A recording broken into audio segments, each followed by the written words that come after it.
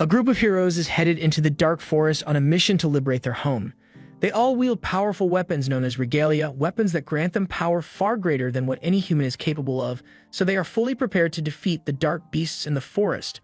However, the second they arrive, their driver gets yeeted into oblivion by one of the dark beasts. Everyone else springs into action, and their leader, Stefan, orders everyone to get in formation as they make a charge straight into the dark beast den.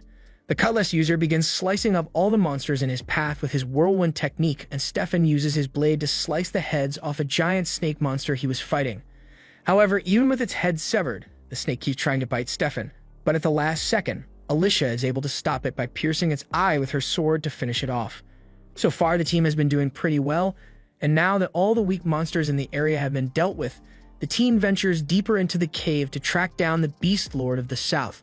They eventually arrive at the center of the cave and come face to face with Clevites of the Moonlight, and you know it's going to be bad when the monster has an aura farming entrance. Everyone can feel the intensity coming from the beast, but Stefan is confident that he and his team can overcome anything with the power of friendship. Never mind, friendship isn't going to save them here. After seeing Clevites paint the wall with Stefan's blood, I'd be questioning whether being a hero is even worth it. But the tank seems to think he can do better, so he jumps into the air to attack it, but he's almost immediately beheaded midair. The others are finally starting to realize that they don't stand a chance in a direct battle, but it's too late for them to retreat or regroup because Clevites has begun picking them off one by one with its tail. The others are confused because they can't figure out how Clevites is getting to them so quickly, but Alicia realizes that the tail attacks are coming from their shadows, so she tells everyone to jump to create some distance from the shadow. Thanks to her quick thinking, she manages to parry the beast's attack and survive, but the others aren't so lucky. One of the surviving heroes jams his spear into the ground to summon an earth golem, but even the ground here is under the control of Clevites, so the hero can't continue his golem and several tail spikes emerge from the ground and slice him up. The lance user tries to charge forward and overpower Clevites, but while the dude is fighting for his life over here, Clevites is casually wondering how things as weak as humans managed to get into his lair. He then finishes off the rest of the heroes, so the only one left alive is Alice, who has been flying around with her sword to avoid getting hit. She eventually manages to get close enough to Clevites' face to land a good hit on him, but even her strongest attack barely leaves a scratch on Clevites. Meanwhile, Clevites is still deep in thought because he can't fathom the stupidity that led humans to attack his land when he hasn't had beef with them for over 1,000 years.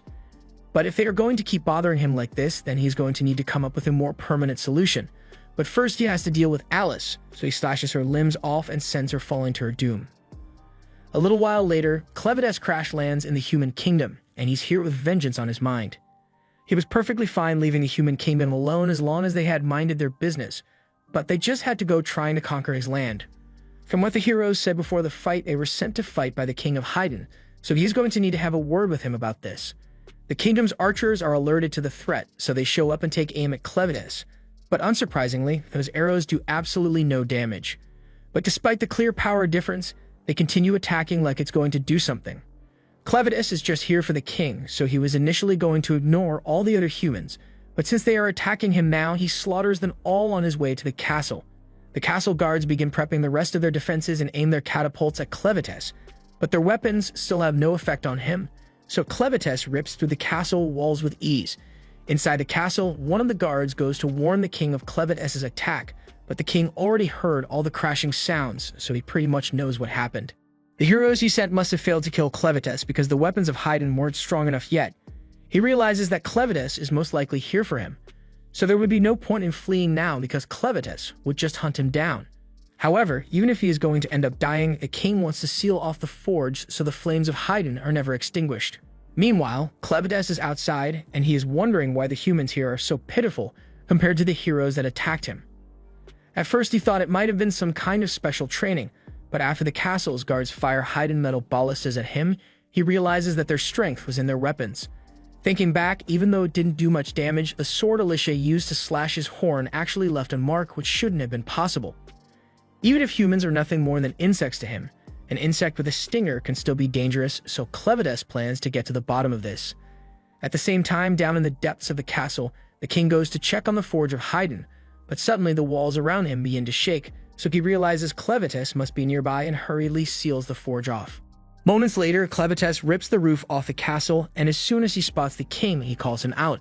The king tries to act unfazed and tells Clevites that he has no right to speak to him like that. But Clevites tells the king to watch his tone because if he wanted to, he could wipe out all the humans in an instant. And not just the people of Haydn either, he could go after the people of the neighboring kingdoms as well. He could have killed the king by now. But even if he did that, another king would eventually pop up and disturb Clevites' land again. So he is giving the king of Haydn one chance to explain himself. He wants to know why he ordered those heroes to attack him.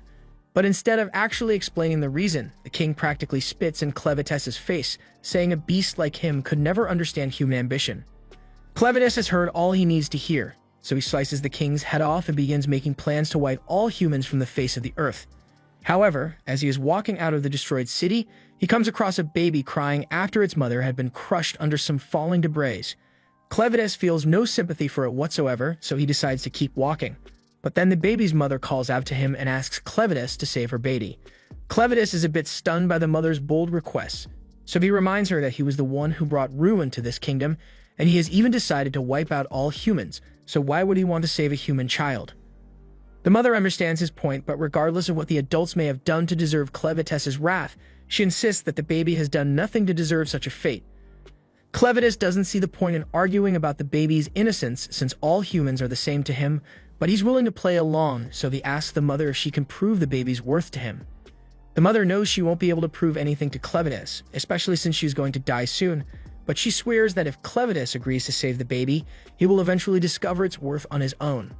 The mother dies shortly after and Clevites walks off completely unfazed, but he does end up coming back for the baby, so the mother's speech must have gotten through to him. He still isn't entirely sure if it's a good idea to take this baby, but compared to his long lifespan, a human child's life is barely noticeable, so he is willing to look after it for the sake of curiosity. In the land of Ethia, there are 5 humanoid races, the first of which are the Duns, a kingdom of people with large numbers and great skill in architecture. The next are the Orgites, a kingdom of people who excel in hunting and medicine. The Sladens, aquatic people skilled in swimming and fishing. The Benti, barbaric people who are strong individually, but couldn't work together even if their lives depended on it. And finally, there's the Kingdom of Haydn, or rather, there was the Kingdom of Haydn because it's gone now. They were the oldest of the humanoid races and had great skill when it came to forging weapons, which is how the blades of Haydn were made. There is a lot more to the world than just Ethia, but beyond the continent's borders, it is surrounded by darkness on all sides. This darkness is where the Dark Beasts live and the 4 Dark Beast Lords, one of which is Clevites, so humans have never set foot outside Ethia. Back at Clevites' cave, he brought the baby back with him, and after scaring all the beasts to make sure none of them eat him, he curls up next to the child to rest, but now he's not sure what to do with him. He can give him some of his energy to keep his strength up so he doesn't have to worry about dying anytime soon, but the baby is currently covered in poop. Clevites did not sign up to deal with this, so he picks the baby up and drops him into a pit of spiders without a second thought. The baby immediately starts crying, and I probably would too if I was surrounded by spiders, but Clevites assures him that he's safe. The spiders in that pit only eat poop, so he dropped him in there to get cleaned up, but that doesn't make it any less scary. Even after he pulls him back up, he won't stop crying, and Clevites is starting to get sick of all the constant wailing. But as a Dark Beast Lord, he can't go back on his decision, so he's going to have to see this through to the end. But to make sure the baby survives, he's going to need a human to look after it, so he walks over to the heroes he killed to see if any of them can be useful. Moments later, Alicia wakes up and finds herself staring at the sky, but she clearly remembers getting killed, so she wonders if this is the afterlife. However, once she sees Clevites, she realizes she's still in his cave. She instinctively reaches for her sword, but Clevites tells her he already threw all the weapons along with the bodies of her allies down into the ravine. However, she looked like she'd be useful, so he decided to revive her. Right now, Alicia is basically a walking corpse, and the only reason she can move is because of the dark energy that he imbued her with, but that's enough explaining for now, so he tells Alicia to make herself useful and give him some milk. It takes a moment for her to register what Clevites just asked her to do, but he isn't joking, and this isn't a request either because he really needs that milk, so he uses his powers to force Alicia to comply. However, after several minutes of suckling, Clevites finally realizes this isn't working. Alicia tells him it obviously wouldn't work because she's never had a baby before and she doesn't understand why someone like Clevites would even want to keep a baby alive in the first place. Clevites doesn't intend to explain his reasons to her, but since Alicia can't provide milk, he is going to need her to be useful in other ways. The baby won't die as long as Clevites keeps giving it energy, but it will be perpetually hungry, so he asks Alicia if there's any other way to get milk. Alicia can't disobey Clevides' command, so she tells him that you will need to hire a nursing mother to feed the baby, but to do that you would have to go to a human town, and with his current form he's guaranteed to cause a panic, so he decides to take a human form so he can blend in. He doesn't have much to go off, so he decides to take the form of the baby's mother and says he will be called Kren, while the baby's name will be Luna.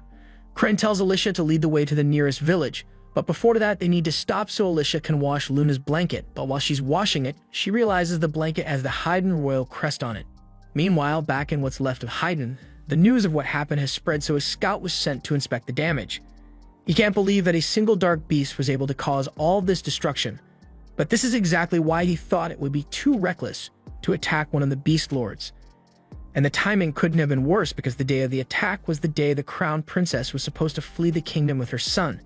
Back by the river, Alicia confronts Kren and asks if he knew that Luna was from the royal family when he took the baby. Kren has no idea what she's talking about, so Alicia points out that the cloth Luna was wrapped in had the royal emblem on it, and only members of the royal family can use it. Now that Kren thinks about it, the woman he got Luna from was crushed under the rubble of the castle, so it makes sense that Luna would be a member of the royal family. But that doesn't really change Kren's plans. Alicia asks what he means by rubble of the castle, so Kren bluntly tells her that he destroyed Haydn and killed the king last night.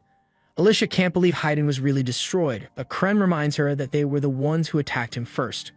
Kren doesn't think it's a big deal, but Alicia says it's a really big deal, because if Kren really wiped out Haydn, then Luna must be the last member of the royal family, and that means tons of people are going to be coming after him. Kren asks why, so Alicia explains that only members of the Haydn royal family are able to use the special forging techniques used to make the Haydn weapons. But immediately after she says that, she realizes she gave away too much information. Kren hadn't given much thought to what he wants to do with Luna till now, but if he's really that important, then Kren wouldn't mind making him the new king of the humans. That way, Kren would be able to control everything from behind the scenes and crush the humans once and for all if they step too far out of line. But right now, they still need to get some milk for Luna, so he tells Alicia to get moving. Alicia still doesn't know why Kren is so attached to Luna, but she is certain that if anything were to happen to him, he would probably kill every last human on the continent, so Alicia needs to protect him at all costs. A few hours later, Alicia wakes up and finds herself chained up in the back of a carriage. Kren is glad to see that she's finally awake, so he calmly informs her that they were captured a little while ago, but Kren doesn't really feel like doing anything about it since Luna is sleeping right now. Alicia, on the other hand, is very concerned, mostly because she doesn't understand how the soldiers managed to subdue Kren so easily. She asks him if he is as weak as a regular human when he is in this form, but Kren tells her that's not it. He still has all his powers, but this is the first time he has ever taken a human form, so he had no idea that a human skull is so fragile. Anyway, he says that now that he is aware of his body's weakness, no one will be able to catch him by surprise again. Alicia is glad to hear that, but if Kren is already back to full strength, Alicia asks why he hasn't broken them out of here already. Kren tells her that right now he is acting the part of an ordinary human, and until he has successfully made Luna king, he doesn't want to reveal his true identity. Besides, part of the reason Kren is doing all this is so he can learn about human nature, so he is interested in seeing the more sinister side of humanity. On that note, he doesn't really understand what's going on here, so he asks Alicia to explain things to him. Alicia tells Kren that they were attacked by bandits, the lowest of the low in society. And from the way things look right now, the bandits intend to sell all the survivors to a slave trader. Kren asks how strong these bandits are meant to be, and as far as humans go, Alicia says they aren't that strong. They will resort to dirty tricks without hesitation, so they are really hard to deal with. Alicia assures Kren that most humans are nowhere near as scummy as bandits, so he shouldn't base his opinion of humanity off them. Eventually, they arrive at the bandits' base, and all the captives are told to get moving. One of the men refuses to let himself be sold into slavery, so he tries making a run for it. But with his arms shackled and his legs weighed down, he isn't very fast. The bandits notice him trying to escape, so one of them takes a knife out and throws it into the man's back, killing him in an instant. The other bandit then announces that anyone who tries to run away or disobey them will meet the same fate, and all the remaining captives are so terrified that no one can bring themselves to fight back.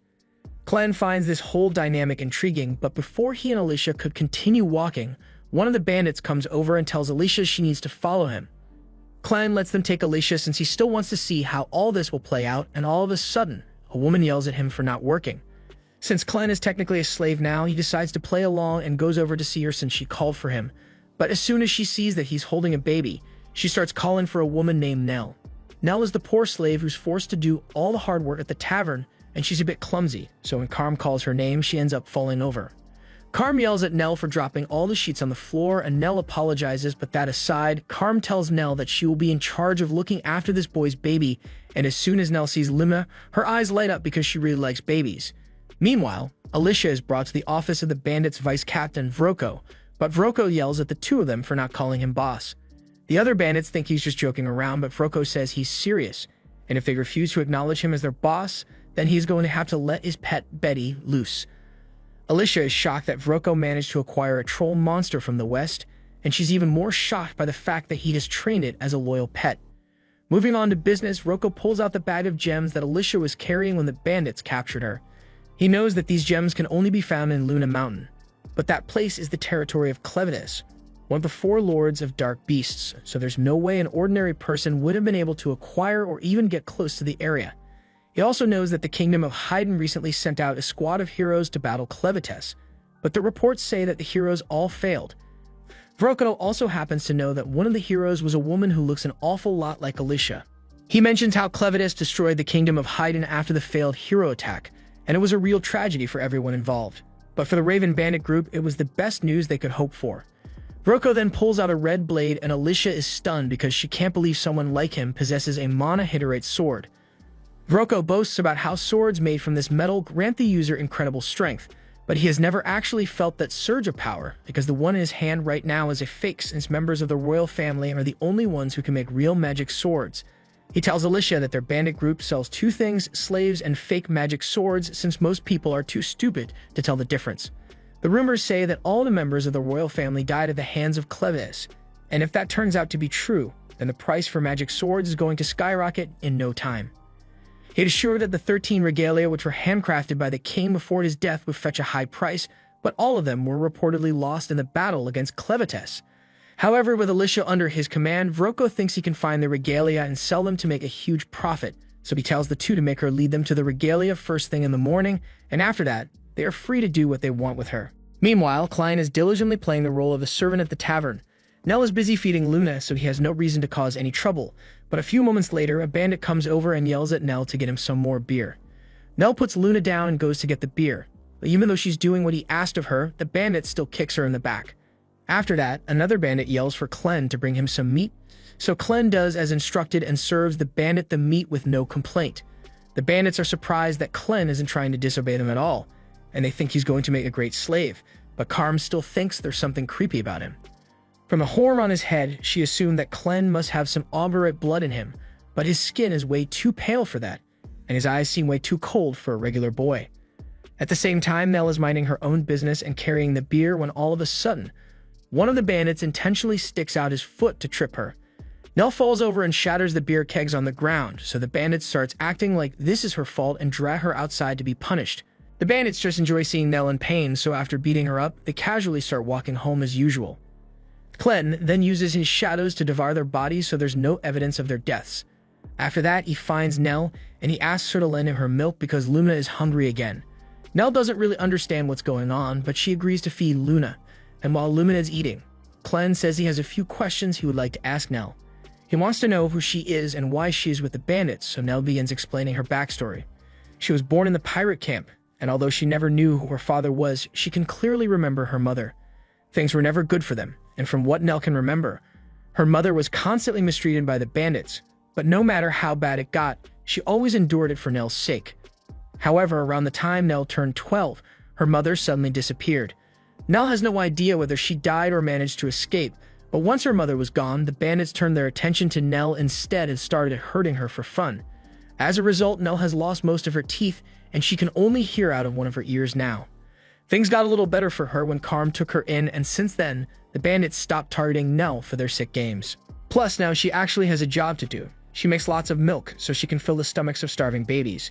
Klen thinks Nell's story is intriguing, but from what Alicia told him, one has to have a child before they can produce milk, so he asks Nell where her child is. Nell's expression becomes sullen as she explains that she doesn't have one because it was a stillbirth. When Carm initially broke the news to her, Nell fell into a deep depression, and she honestly wished she would die at that point. But when she opened her eyes the next morning, she found a random baby suckling on her for milk. She knew the baby would starve if left on its own, so she let him drink as much as he wanted, and after that, more babies were given to her to feed, which is how she became the resident wet nurse. That's why even though her life hasn't been great, she wants to do her best to make sure that babies that need her milk are happy. Clan has heard enough, so he thanks Nell for telling him her story and asks her to come with him. He wants to hire her as Luna's wet nurse, and while he doesn't trust humans in general, he can tell that Nell is a good person. Nell says she's happy to receive such an offer, but she doesn't think Clan can really get out of here because he is a slave just like her, so she politely turns down his offer. Meanwhile, a few of the bandits are leading Alicia along a rope bridge, and once she realizes she's being led to a flooded mine shaft, she gets a really bad feeling. Down at the bottom of the mine, she sees a man walking up to the edge of the pier with a hook in his hands. The bandits all laugh because they know what's about to happen, but even though it's clear that he's being set up, the man still plans to go through with it because the bandits promised they would let him and his wife go if he retrieves the treasure at the bottom of the lake. The man dives in and begins swimming down to the bottom of the lake, but Alicia yells at him to get out of there immediately because according to the legends, this shaft is full of monsters. Moments later, those monsters jump out of the water with the man in their jaws and proceed to devour him right in front of his devastated wife. Alicia is sickened by what she just witnessed, but the bandits seem like they really enjoyed watching that man get ripped to pieces. The monsters in the water are called Arvensis, and they showed up during the Great Flood 300 years ago, and now they are confined to the water of these mines. Even Hero Cordwar, the strongest hero of his generation, was no match against them. And that was when there was still solid land to fight on, but now that mine is completely flooded, it's practically impossible to defeat the Arvensis. The magic sword that the old hero used was called Stream Splitter, and Alicia assumes that's the treasure the bandits told that man to go retrieve. But even though they promised him freedom in exchange for risking his life, the bandits never had any intention of letting him live even if he had managed to come back alive somehow. She calls them irredeemable scumbags, but the bandits tell her she's in no position to talk to them like that when her hands are bound, her feet are shackled, and they are on a bridge hundreds of meters in the air. There are even a dozen more bandits waiting to get the chance to torture her all night long, and Fido is particularly excited to make her scream. Given the situation, Alicia doesn't have many options left, and she was really hoping she wouldn't have to rely on Clevetess's curse, but it looks like she has no choice now. She immediately dislocates her shoulder and rotates her arms over her head to smash Fido's head between the shackles and make him cut the bridge's rope with his blade. This sends the two of them tumble into the rocky mine below, and there is a disturbing crack sound as Alicia's body hits the floor, killing her instantly. The bandits look down, and when they see Alicia's dead body, they start panicking because they were supposed to get her to lead them to the 13 regalia that were lost. Meanwhile, down at the bottom of the cave, Alicia regains consciousness thanks to the curse of immortality that Clevetess put on her. Thanks to the curse, she can't die, but the curse doesn't grant her regeneration, so she is currently paralyzed from the neck down and she has no idea what to do. Every bone in her body is broken and she has already lost a ton of blood, so there's no way she'll be able to get out of here on her own. But it'll be bad if the bandits come down here and figure out that she's still alive, so she begins struggling in an attempt to move until the blood from her body rises into the air and Clevetess appears in front of her. Alicia is surprised to see Clevetess in such a tiny form, but he says he's only like this because he is manifesting himself from the blood magic in Alicia's body. This magic blood is what's keeping her immortal body alive, so if she bleeds out entirely, then she'll die for real. However, as long as she remains useful, Clevetess promises to replace all the blood in her system, and once he does that, she should be able to recover from the damage she has taken. Alicia is glad to hear that, but she notices that Clevetess hasn't started healing her yet, so she asks him what he's waiting for. Clevetess says he will heal her eventually, but before that, he has a question he wants to ask her. He recently found the perfect candidate for a wet nurse for Luna, and even as a demon, Clevetess could tell that Neru is being mistreated here, so he offered her a chance to escape and live a better life as Luna's wet nurse. But to his surprise, Neru turned him down directly. Clevetess asks Alicia if she has any idea why Neru would turn down such a great opportunity, and from what Alicia can tell, she thinks it's because Neru sees Clevetess as a slave incapable of fulfilling his promise. Bandit groups like this don't just allow people to leave, and anyone who does manage to escape inevitably ends up getting hunted down by the bandits. And after being born and raised in this environment, Neru probably believes there's no way she could possibly be free. Clevetess asks her if there's any way to resolve the issue, and Alicia thinks the most straightforward method would be to kill all the bandits in the camp. That way there'd be no one left to pursue Neru if she escapes, so she would be much more willing to agree to Clevetess's offer. Alicia says it should be easy for Clevetess to slaughter all the bandits here by himself with how much power he has, but Clevetess says he doesn't want to do that. He can't risk anyone finding out that he has left the mountain because the people might try to take advantage of it and launch an attack on Clevet's land while he's gone. Instead, he says he wants Alicia to do it since it would be normal for a hero like her to slay a group of bandits during her travels. Alicia tries to protest, but Cleves cuts her off and says she should just do it, right before pumping her full of blood to regenerate her body. Bandits eventually make it down to the bottom of the mine to look for Alicia's body, but when they finally track her down, they are horrified as they witness her body bending and twisting in inhuman ways. Each time a bone snaps back into place or tissues reconnect, Alicia is put through excruciating pain. But by the time it's finally over, she's back to full health. The bandits have no idea how she managed to survive a fall like that, but they don't really care because as long as Alicia is still alive, they can force her to take them to the 13 Regalia. They know she is a hero, so they need to be cautious, but they assume they should be fine as long as they jump her. However, one guy decides to charge ahead and face her alone, so he strikes Alicia on the shoulder, but after the pain she just experienced, this is nothing. Alicia then grabs his arm and punches him straight in the face before taking his sword and eye patch. She still doesn't like the fact that she's being forced to fight, but these bandits are irredeemable, so she needs to put them down. Now that Alicia is taking care of the bandits, all Clen has to do is find Neru and convince her that she really can escape this place. Meanwhile, Neru returns to the tavern and Carm has been waiting for her because she was worried. She hates seeing Neru get abused and beaten up like this, but there's nothing she can do to stop the bandits. Neru appreciates Carm's kindness a lot, but there's still a lot of work to be done, so Carm asks her to start clearing away the dishes. Carm notices that Neru is in an awfully good mood for someone who just got beaten up, so she asks her if something good happened. Neru wouldn't exactly describe it as something good, but she admits that it did make her happy. She asks Carm if she knows what the outside is like, and Carm is a bit taken aback because Neru has never asked a question like that before. Carm asks her why she wants to know, so Neru explains that she was born in the camp, so she has never gotten to experience what it's like outside, but Carm, on the other hand, was brought here, so she probably knows a thing or two about it.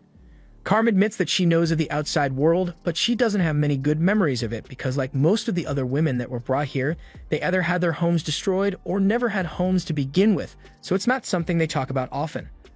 Carm asks why Neru suddenly became so curious about the outside, so Neru explains that someone asked her if she wants to leave. Carm smacks the shit out of Neru for daring to say something like that out loud, especially when there are still bandits in the tavern. The bandits here think of them as nothing more than slaves that can be discarded when they are no longer useful. That's why all of them had to band together and look out for one another, so Neru can't be saying things like that if she wants to survive here. Just then, Broko happens to walk in and he heard the whole thing, so Carm is really nervous about what he might do. She asks Broko what he's doing here since he rarely ever comes down to the tavern, but he just says he heard that a baby arrived recently, so he wanted to check it out. Carm asks Neru to tell Broko where the baby is, and last time Neru checked, Luna was in the stables, so Broko says he will go see for himself.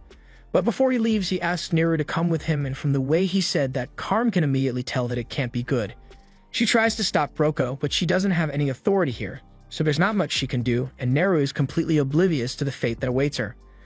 Once Broko has taken Neru away, Carm slams her hands on the table in anger because Neru was the only one who'd take care of the babies around here, but Broko doesn't seem to care about that at all. She tries convincing herself that there's nothing she could have done, and that Neru brought this on herself for talking about leaving in front of Broko, but she still feels really bad about what's about to happen to her. Just then, Clen shows up holding Luna, and Carm is startled at first because she didn't hear him come in, but then she realizes that he's probably just here because he wants to feed Luna. Unfortunately, she tells him that Neru is gone and she probably won't be coming back. Carm doesn't like it, but this is just the way things are here. Clen doesn't understand what Carm means by that, so he demands an explanation, and one look at Clen's eyes tells Carm that he's very serious about making sure Neru is alright. Meanwhile, Broko leads Neru down an old stairwell, and Neru is amazed because even though she has lived her whole life in this camp, she has never seen this place before. Broko explains that this used to be part of a large magic ore mine, and magic ores have a ton of uses. For example, the lamp Broko is holding uses magic ores crushed into insect oil to produce the fire, and before Broko became a bandit, he used to spend a lot of time researching the applications of magic ores, particularly ways to mix magic ores with various liquids to create interesting effects. By the way, just ignore those skulls on the floor because those aren't a bad sign or anything. Just then, Broko turns out the lights and Neru begins to panic because this place is pitch black, so she can't see anything in here. She pleads with Broko to turn the lights back on, and Broko obliges, but once Neru can see again, she is horrified to find Broko's pet monster standing behind her. Part of Broko's research was developing mixtures that would allow him to control demons like Betty here, which is also the reason he was able to become the leader of the bandit camp. And as the leader, he can't let someone like Neru live after she expressed a desire to escape, so he is going to have her executed at the hands of Betty. Neru begins panicking once she finally processes what's going on, so she frantically runs away, but then Broko gives Betty the order to eat Neru, so Betty starts chasing after her. As Neru stumbles away trying to escape, she thinks back to the offer that Klen made to her, and she really wishes she had taken him up on his offer, because things might have turned out different if she had. Just then, she spots Klen holding Luna at the other end of the tunnel, and the last thought that goes through her mind is how sorry she feels for not being able to take care of Luna anymore. Normally, this is where Klen saves her just in time, but nope, Neru gets eaten by Betty and is swallowed whole, so she's gone. Luna starts crying at the sight of such a horrific act, but Klen tells him that this is just the way the world works. Magic beasts need to eat, so he can't blame it for doing what it did. If anything, it was Klen's fault for not arriving in time to save Neru. He is disappointed that he lost such a useful woman, but there's nothing he can do about it now. Klen then turns his attention to Broko, and he is confused because there's no way a proud troll from the Western Forest would ever submit to a short, buck-toothed man. Broko thinks Klen must be insane to insult him in this situation, and he isn't sure how Klen even got here in the first place, but it's not like it matters much. He tells Betty to eat Klen as well, but to his surprise, Betty refuses to move. He looks up at her to see what's wrong, and he is shocked to find out that Betty looks absolutely terrified. He has never seen her look this scared before, and for some reason, she refuses to go anywhere near Klen.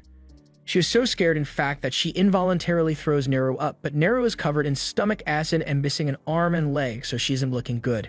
Granted, she may be severely disfigured, but she is still alive, so Klen uses his powers to neutralize the stomach acid, and then he sets Luna down next to Neru so he can comfort her in her final moments. Klen then uses one of his shadows to carry Luna and Neru away while Broko isn't looking, and by the time he turns back to face Klen, Broko is shocked to see that the other two are gone. He thinks Klen must have done it by using some sort of magic, but Klen has no idea what magic even is. Broko thinks Klen is just feigning ignorance because magic is the only explanation for everything he has done so far. To put it simply, magic is the use of magic stone and tower ingredients to create special effects. For example, this drug in Broko's coat was made using magic stones, several herbs, and the larva of a parasitic fly.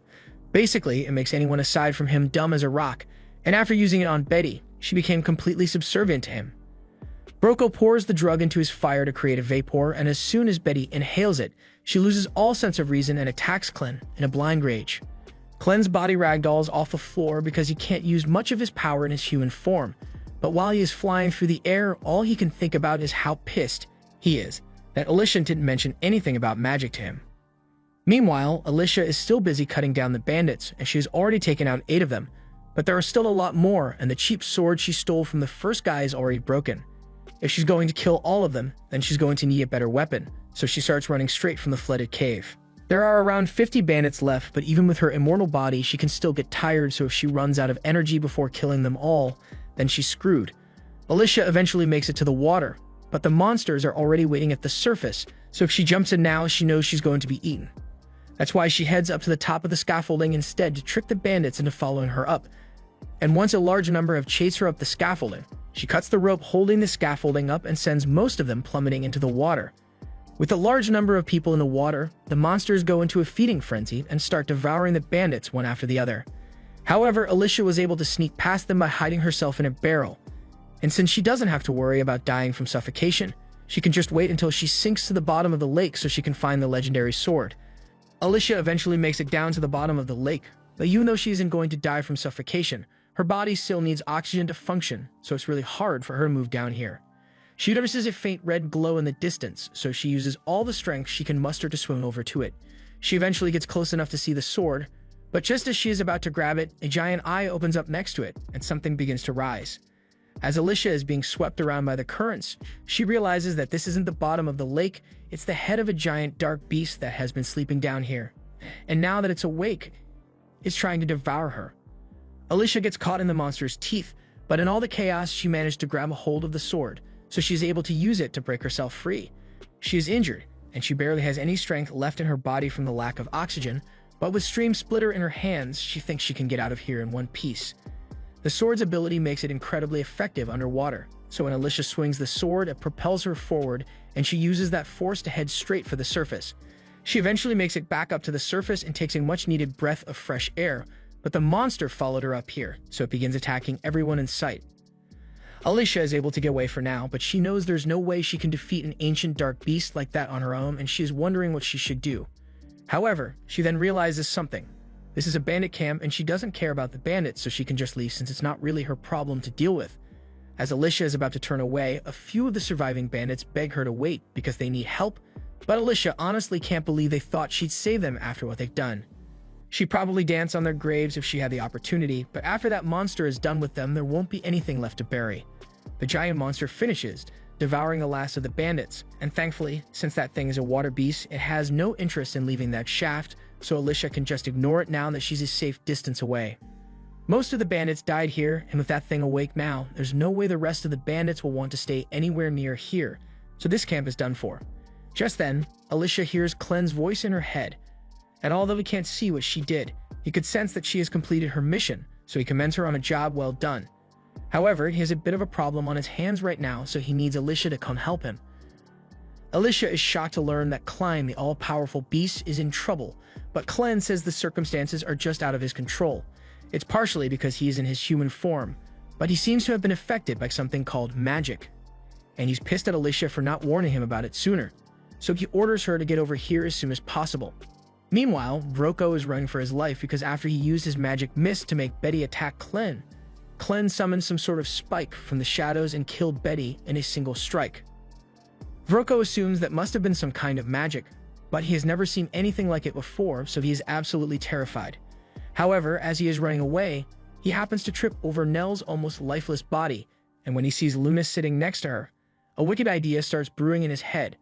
Back in the center of the cave, Alicia finally arrives and she's out of breath since she had to run here as fast as she could, so all this smoke really isn't helping. Clen notices the sword she is holding, so he asks her what it is. However, Alicia gets defensive and tells him he can't have it. She had to risk her life to get this sword, and it's pretty much the only reason she managed to survive, so there's no way she's giving it up now. Clen doesn't really care about the sword that much, so he decides to just let her have it. Besides, he's still got bigger issues to deal with, like this red mist. It doesn't seem to affect regular animals or humans like Alicia, but is incredibly effective against dark beasts. And even though Clen is a lot stronger than the average dark beast, his senses have still been dulled by it, so he can't smell anything and his ears are constantly ringing. Technically, he could just go back to his beast form and blow all the mist away, but this cave is rather cramped and he is worried about causing a cave-in since he isn't sure where Luna is right now. Alicia is shocked to hear that Clen left Luna alone down here. He says she should still be nearby. He sent Luna to stay by Nell's side since she is on the verge of death, which in hindsight was a really dumb move, but it made a lot of sense at the time. Now he can't smell or hear Luna anymore because of the mist, so he asks Alicia to do something about it. Alicia has no idea what Clen expects her to do here because while she is aware of the existence of magic, it is practically a foreign language to her. Some humans can use magic, and some can't. That's just the way it works. All magic requires arcanocite stones to work, and while some are gifted with the ability to draw out its power and achieve varying effects, but to people like Alicia, arcanocite is just a useless rock. Clen calls her useless, but since Alicia can't use magic, they're just going to have to go looking for Luna with a mist in the air. But it's entirely possible that Luna might be dead already, so he's not getting his hopes up.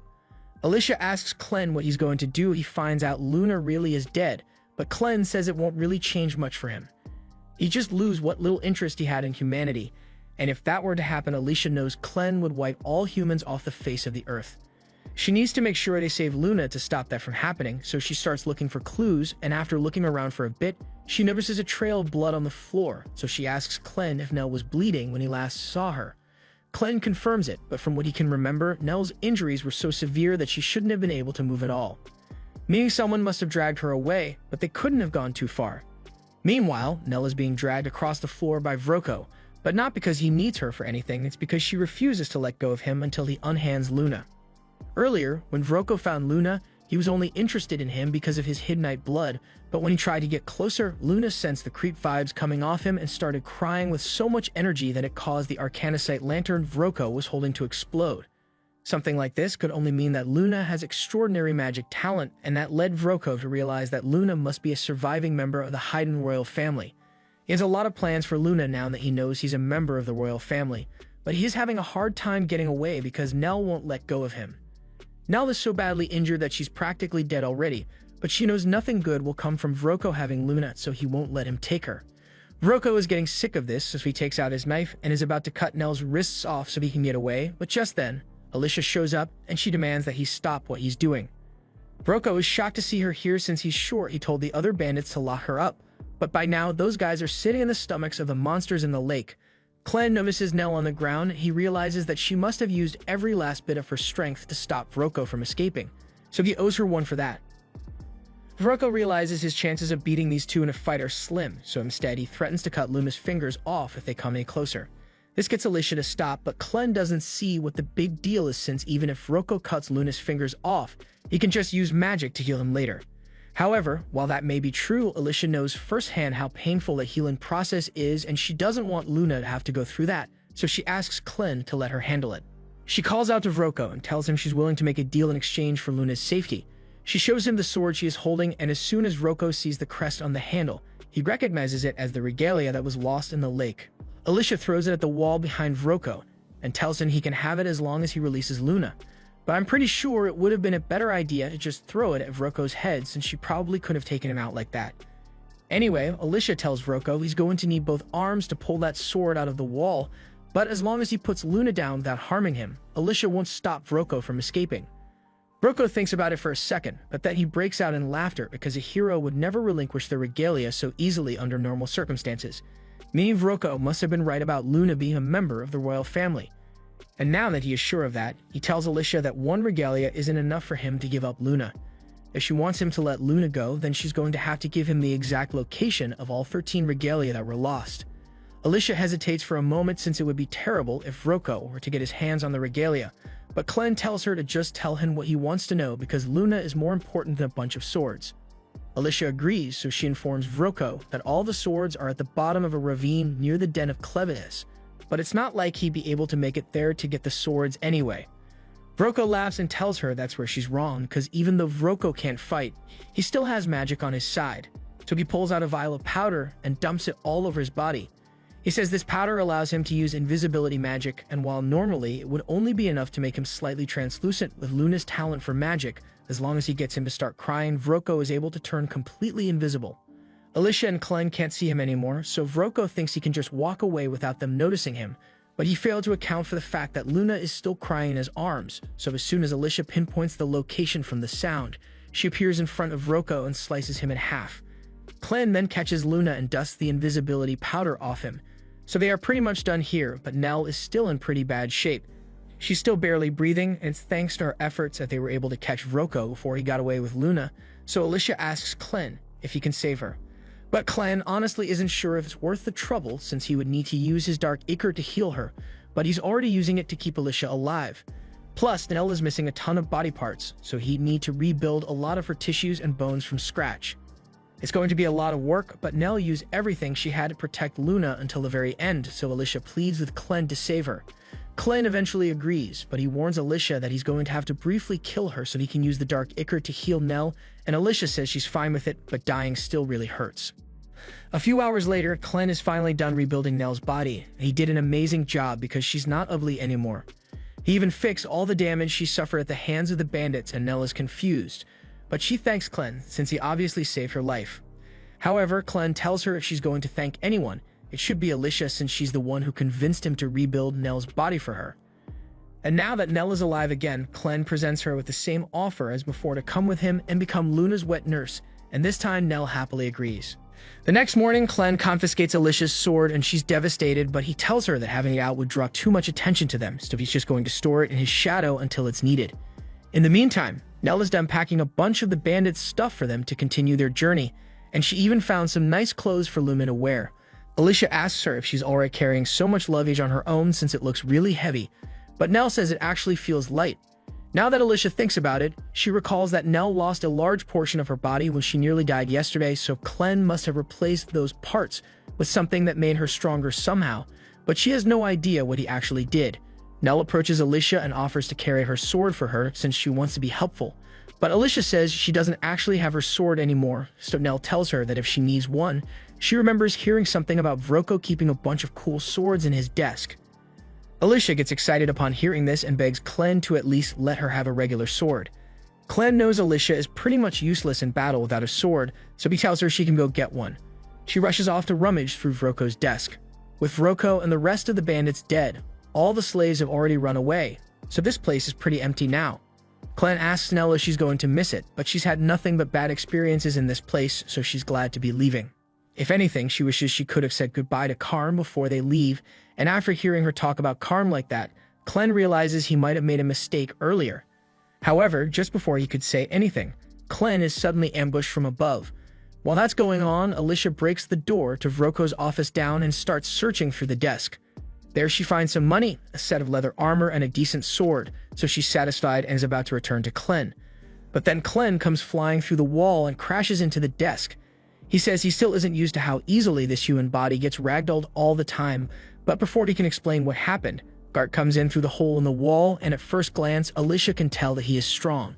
She draws her sword to fight, but in the next moment, Gart lunges at her with a kick so powerful that the air pressure leaves a cut on her face. He's impressed that Alicia was able to react quickly enough to dodge his kick, but he doesn't think she can last long against him, so he starts hitting her with kick after kick until she loses her footing.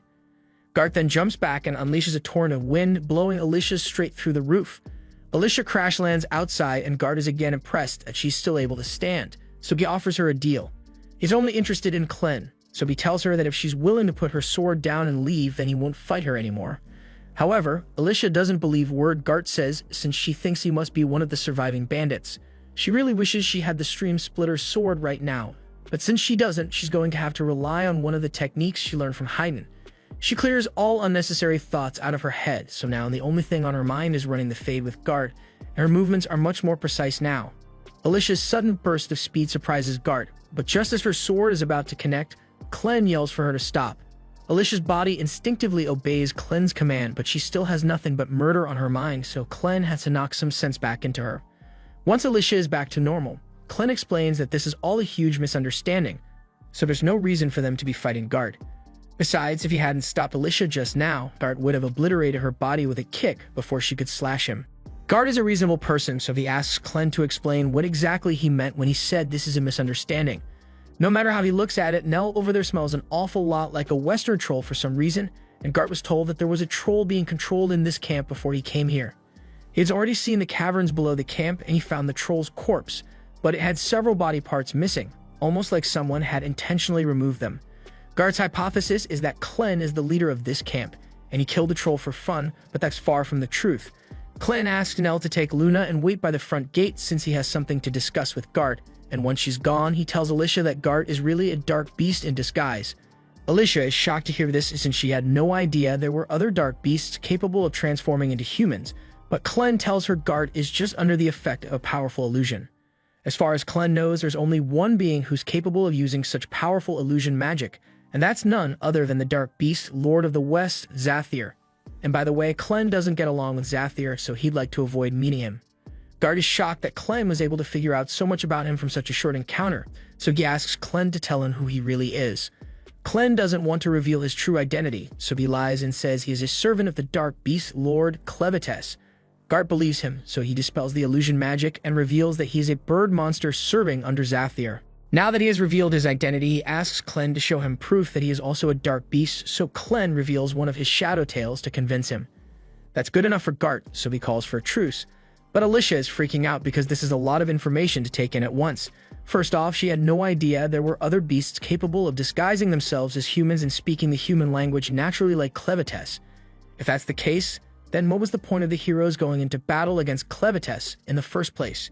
Clem notices the unease on Alicia's face, so he tells her to stop being so paranoid because there aren't many dark beasts capable of disguising themselves as humans out there. And aside from Zathir, no one else would even bother getting involved with the humans without a good reason. With that said, Gart wants to know why Clem is willingly associating himself with a human woman. Clem explains that Alicia is a human who we turned into his servant, so now she's forced to obey his commands no matter what.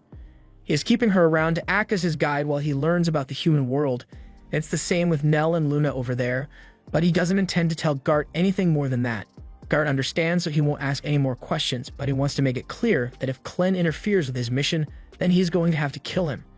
And Clem tells him he is welcome to try, but killing him won't be easy. Anyway, since Clem answered one of Gart's questions, he says he has something he'd like to ask now. Earlier, Gart mentioned something about Zathir considering wiping out all of humanity, but he finds that strange since from what he remembers, Zathir always enjoyed observing the humans. The Orgites in the West even worship him as a god, so why would he suddenly want to wipe out all humans? Gart agrees to explain what happened, so he tells them that 3 days ago, he noticed that a few of the dark beasts in the West had lost their children. This by itself wouldn't be that strange, but he also found a vial nearby, and that led him to believe that the humans must be involved somehow. He went to Zathir and informed her of the incident, as well as 9 other similar incidents he discovered, and Zathir agreed that humans must be behind this, but she was a bit surprised that they would do something like this when she had treated them so well. She instructed Gart to go out and investigate, and if it is true that humans are kidnapping the children of the dark beasts in the forest, she's going to wipe them all off the face of the earth. Clem thinks about it for a second, and he realizes there may be a connection between the dark beast kidnappings and the bandits. Last night, while he was interrogating Karm, she told him that all the children who are born in this camp end up being sold to a mysterious group of men because of their talent, and that's what Vroko has planned to do to Luna as well. Clem assumes the dark beast kidnappings and the human children being sold must be related somehow, and since some kind of talent was mentioned, he believes magic must be a factor in this. Once Alicia hears Clem mention magic, her expression sours, so he asks her if she knows anything about it. She tells him that magic still isn't her area of expertise, but kidnapping children for their magical talent sounds like something the wizards would do. The wizards are people who change the way wars are fought in the human kingdom over the past few years. Right now, the outcome of battles almost entirely depends on the skills of the wizards each side has because a single wizard is capable of wiping out dozens, if not hundreds of men with one spell. Granted, wizards are also susceptible to attacks from other wizards, so it's not like they are unstoppable, but they are still a formidable force. The first person to introduce wizards into warfare was General Drell, otherwise known as the Dragon Slayer, and he is the same man who killed Alicia's father when she was little, so she has held a grudge against him for years now. That's an interesting story, but Clem doesn't understand why Alicia wasted her time coming after him instead of going after the man who killed her father, since Clevides never actually did anything to the humans before they attacked. But Alicia says it was her father's last wish, so she had to put her feelings aside and go through with the mission to advance through Clevides' territory. Meanwhile, elsewhere in the human kingdom, General Drell's army is heading towards the south, and he has got 50,000 men at his disposal because he plans to capture the ruins of Haydn and claim them for himself. What's left of the Haydn army is trying to stop him, but they've got 6,000 men at most to work with, and barely any wizards available, so there's no way they could fend him off. Meagle asks if the reinforcements are going to arrive soon, but with the current state of things, it will take at least 3 days for any reinforcements to arrive, so they are on their own. However, the commander has a plan to give them a fighting chance, so he tells Meagle that if they can get into the fortress at Highgate and seal it behind them, they might be able to hold their ground against Drell's army, even with a difference in numbers. However, that would require the cooperation of the soldiers inside the fortress, and even though he already sent a letter explaining the situation to them, he hasn't gotten a response yet, so he assumes the situation in the fortress must be chaotic as well. The commander and Meagle are yet to confirm whether the rumors about Clevides destroying Haydn are true or not, but if Bolate was willing to send General Drell to conquer it, he has to assume that Haydn really has fallen. If he had to guess, he would say Drell is after the Forge of Haydn, because without it you wouldn't be able to make any magic weapons. Meagle agrees that it would be bad if the Bolates were to get their hands on it and make magic weapons for themselves. But it's much more serious than that. The Royal Forge of Haydn is one of the oldest magic items in existence, so if the magic-obsessed Bolates were to obtain it, who knows what kind of secrets they would uncover. With that kind of power, they would be able to take over the entire continent, which is why the commander says they have to be stopped at all costs. At the same time, General Drell meets with the most powerful wizard in his forces, Maynard, and Maynard informs him that he has just confirmed that Haydn was indeed destroyed by Clevides, and all the members of the royal family have been confirmed dead, all except for the 6-month-old crown prince. He is the only one left who is of royal blood, but his whereabouts are currently unknown, so Maynard can't confirm whether he's alive or dead. But in other news, he recently got word from the bandits that they found a baby, and the description matches that of the prince, so Maynard thinks it's worth investigating, and Drell gives him full authority to do whatever it takes to find that baby and bring it to him. Clan and the others have just arrived at a nearby town, so Nell makes him a cup of coffee while they wait for Alicia to gather some info. Clan has never heard of coffee before, so he asks Nell for an explanation, but she doesn't really know what it is either. It's just an expensive drink that Vroko used to have her make for him sometimes, so she grabs some of the coffee beans on their way out since she figured Clem might like it. Clem decides to give the mystery bean soup a chance, so after letting it cool, he takes a sip and it actually tastes really good.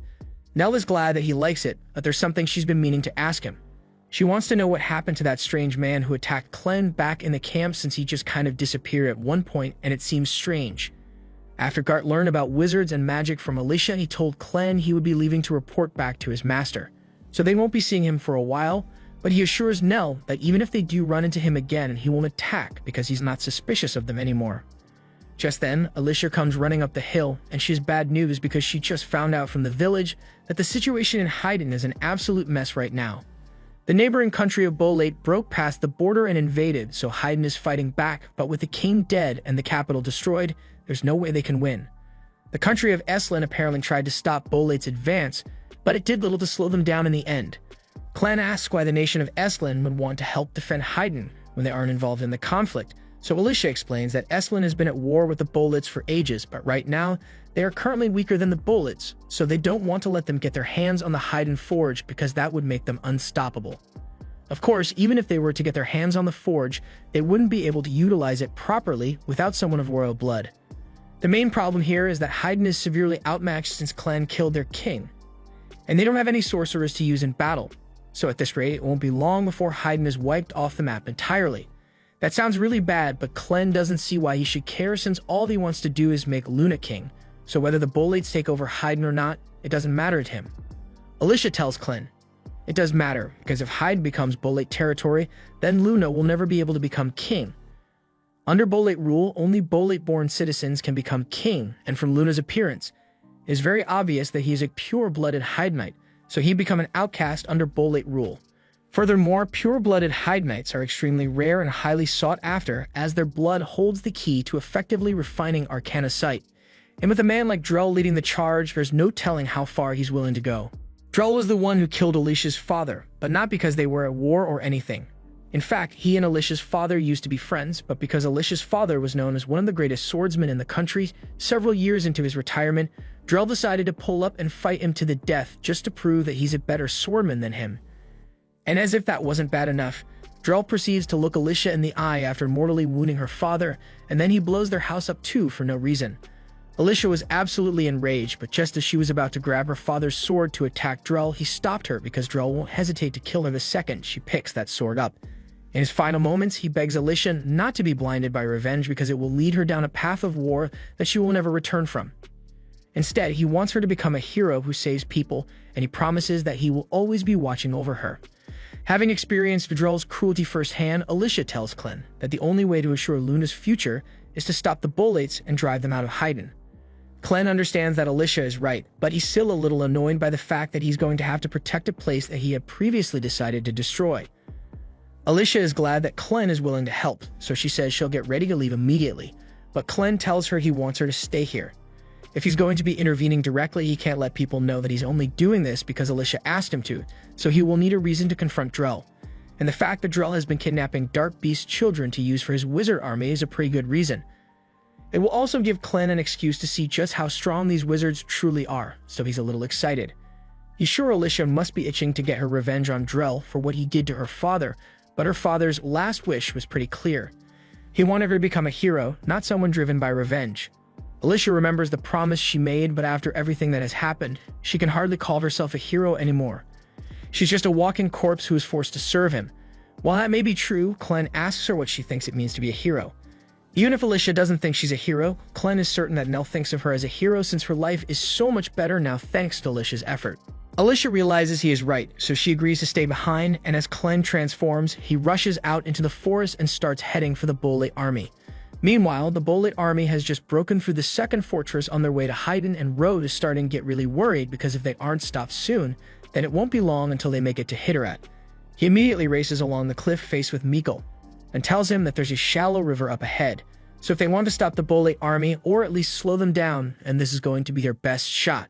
While that's going on, Alicia takes Nell and Luna into the city, and while they are walking down the street, they hear the distinct sound of someone getting the shit beat out of them. At first, Alicia is a little concerned, but then she realizes it's just one of the bandits who managed to survive her attacks, so she's not really interested in helping him. The people of this city know all about the bandits and everything they've done, so once they recognize this guy as one of them, there's no way they just let him go. Nell is still a little frightened because that guy in particular used to torment her all the time, but Alicia assures her that there's no way he'd recognize her after how much she has changed. However, the bandit does recognize Alicia, so as soon as he spots her, he tries to divert the attention of the townspeople by calling her out as the hero who released the giant sea beast in the mine shaft. The people turn around to see what he's talking about, but by then Alicia was already gone, and even if they did see her, that wouldn't change the fact that he's a bandit. Ultimately, the people end up hanging all the bandits that they found in the city, but they are really concerned by everything that's been happening lately. First, there was Clevitas' attack, then the Bolate army, and now an ancient octopus monster. Before you know it might have radioactive wasps or glacial worms, but no matter what happens, they all swear that they will protect their town from any threats. Meanwhile, Alicia and Nell are looking for a place to stay, but it's a little difficult with the entire town on high alert. Before they head into the inn, Alicia asks Nell not to refer to her as a hero because she'd prefer to keep her identity hidden for a while. As soon as Alicia opens the front door, she finds two big dudes standing on both sides, and they immediately accuse Alicia of being one of the bandits.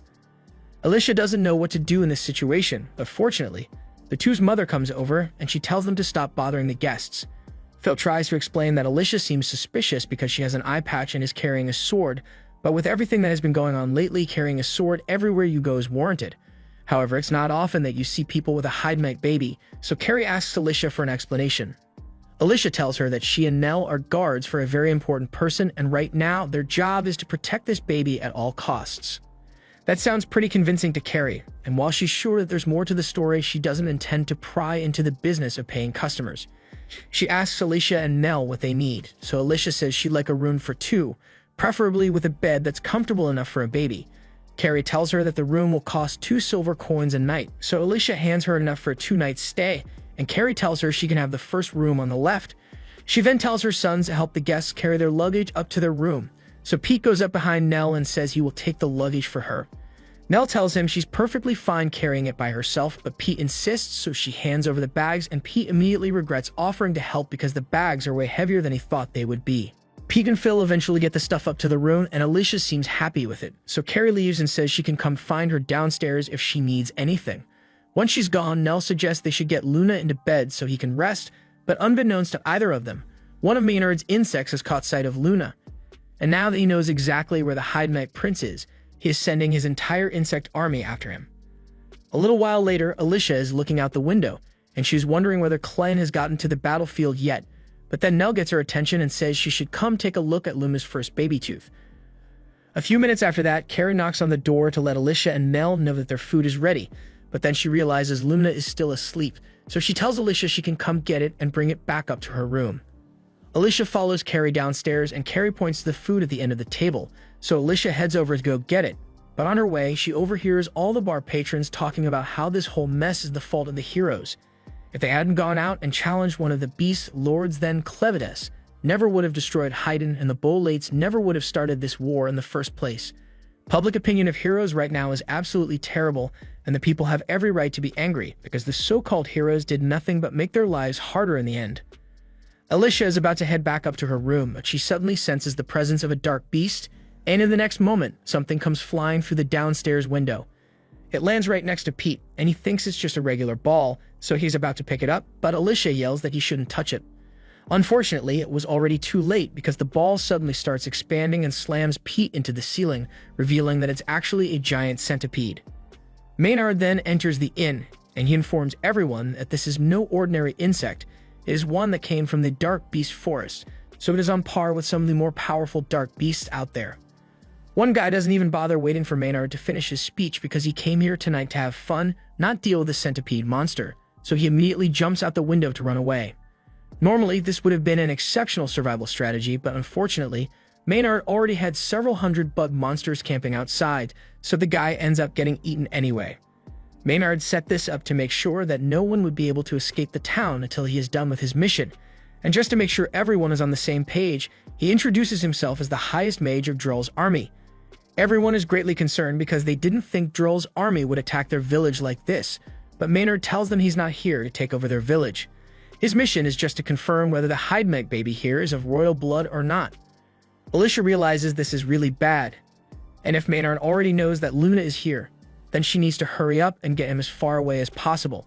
However, she suddenly hears Nell screaming from the room, and we find out that Maynard has already sent his subordinate, a telekinesis wizard, Nay Chiffonlight, up to the room, and she's currently pinning Nell up against the wall with the bed frame. Nell doesn't understand how Nay could have gotten in through the window since this is the second floor, so she explains that she just flew up here with her axe. Her power allows her to attract and repel things that are made out of iron. So she grabbed onto the axe handle and threw it into the air to lift herself up like this. She doesn't really understand how it works, but there's apparently a huge dark beast turtle with an iron shell, and any metal weapons used to attack it end up stuck there permanently. Now that she has explained how her power works, she has to get back to work, so she takes a pill out of her bag and walks over to Luna. Nell asks her what she's doing, and Nay says she's just giving Luna some medicine that will evaluate his magic potential.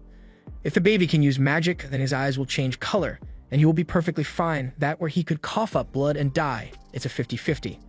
After hearing that Luna could die, Nell yells and pleads for Nay to stop it, and when Alicia hears Nell's screams, she rushes over to the room to go help, but before she could get there, Maynard uses his centipede to slam her into the wall. He's not sure who Alicia is, but he can't let her get in the way of the plan, so he's going to kill her.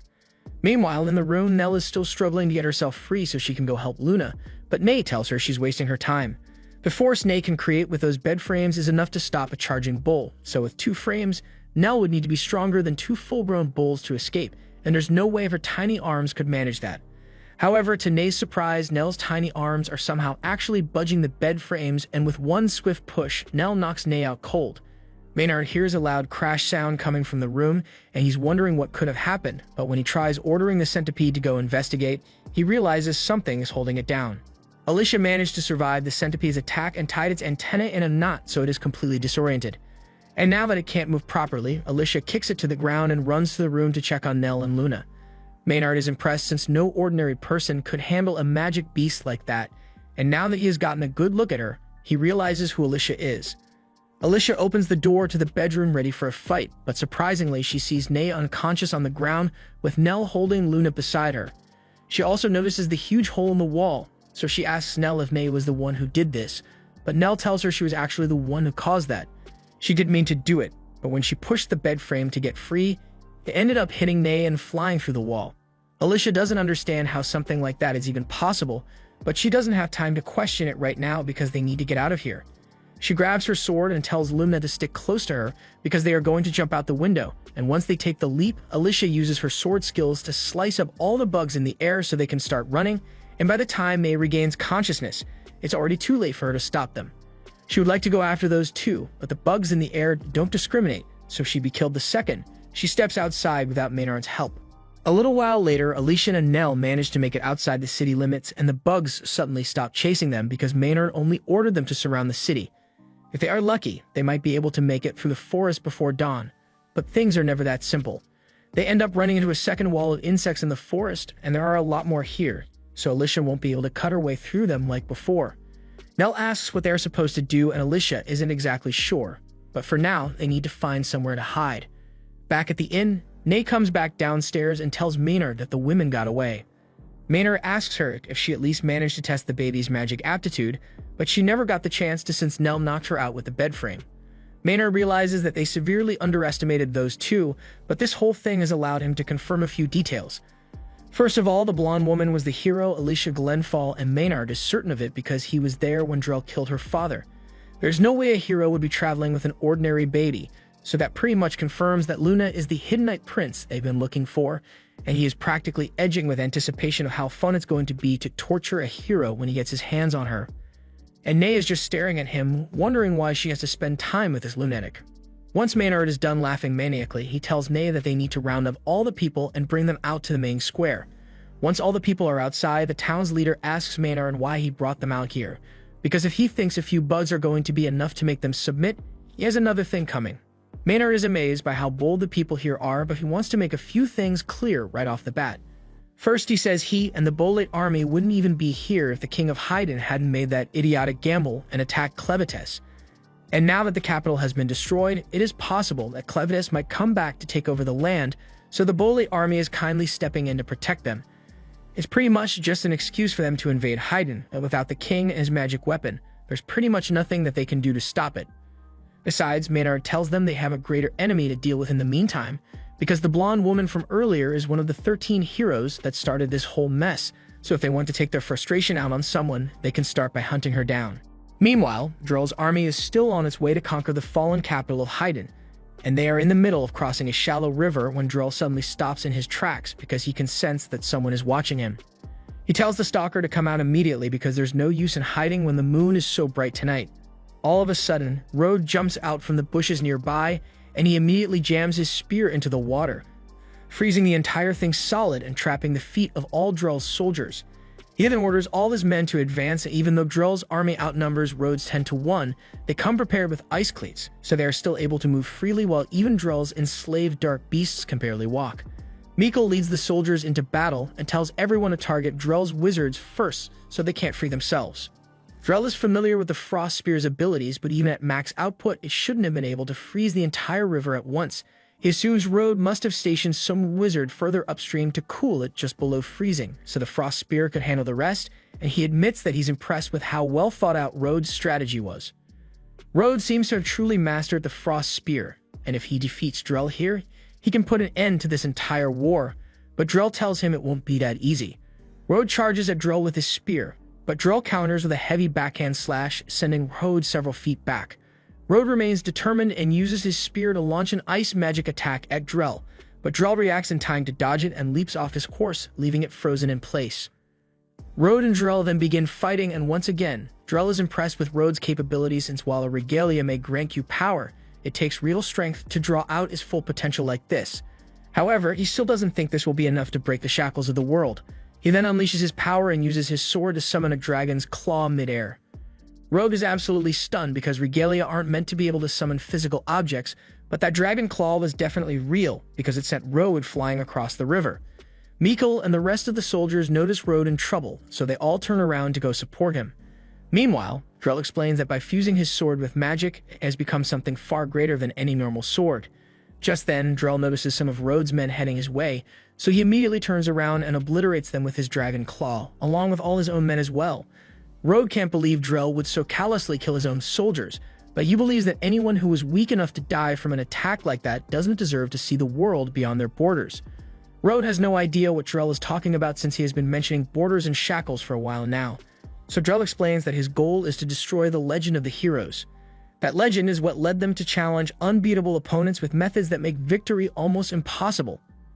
Things have been the same way for thousands of years, and no one has ever thought to question it, so the tradition has remained unchanged. But that all ends here. Drell tells Rode that he's not going to kill him because he was a worthy opponent, and he should know by now that there's no way he can win this fight.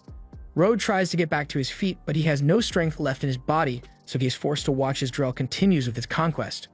However, a moment later, Clevides lands on the battlefield, and everyone looks up at him in sheer terror upon realizing that the Southern Lord of the Dark Beasts is here. Clevides can see that Drell is the one in charge here, so he tells him he has a question he'd like to ask. Someone has been kidnapping both human and dark beast children alike, and from what he has heard, it has something to do with the magic that Drell uses, so he wants to know if he is truly the one behind it. Drell asks him if a beast lord should really be coming all the way out here just to ask a question, when he probably has more important things to be doing, but Clevides tells him this is just one of his duties as a lord. If someone desecrates his land or his people, then the law of the land requires that he has to kill them with his own claws as retribution.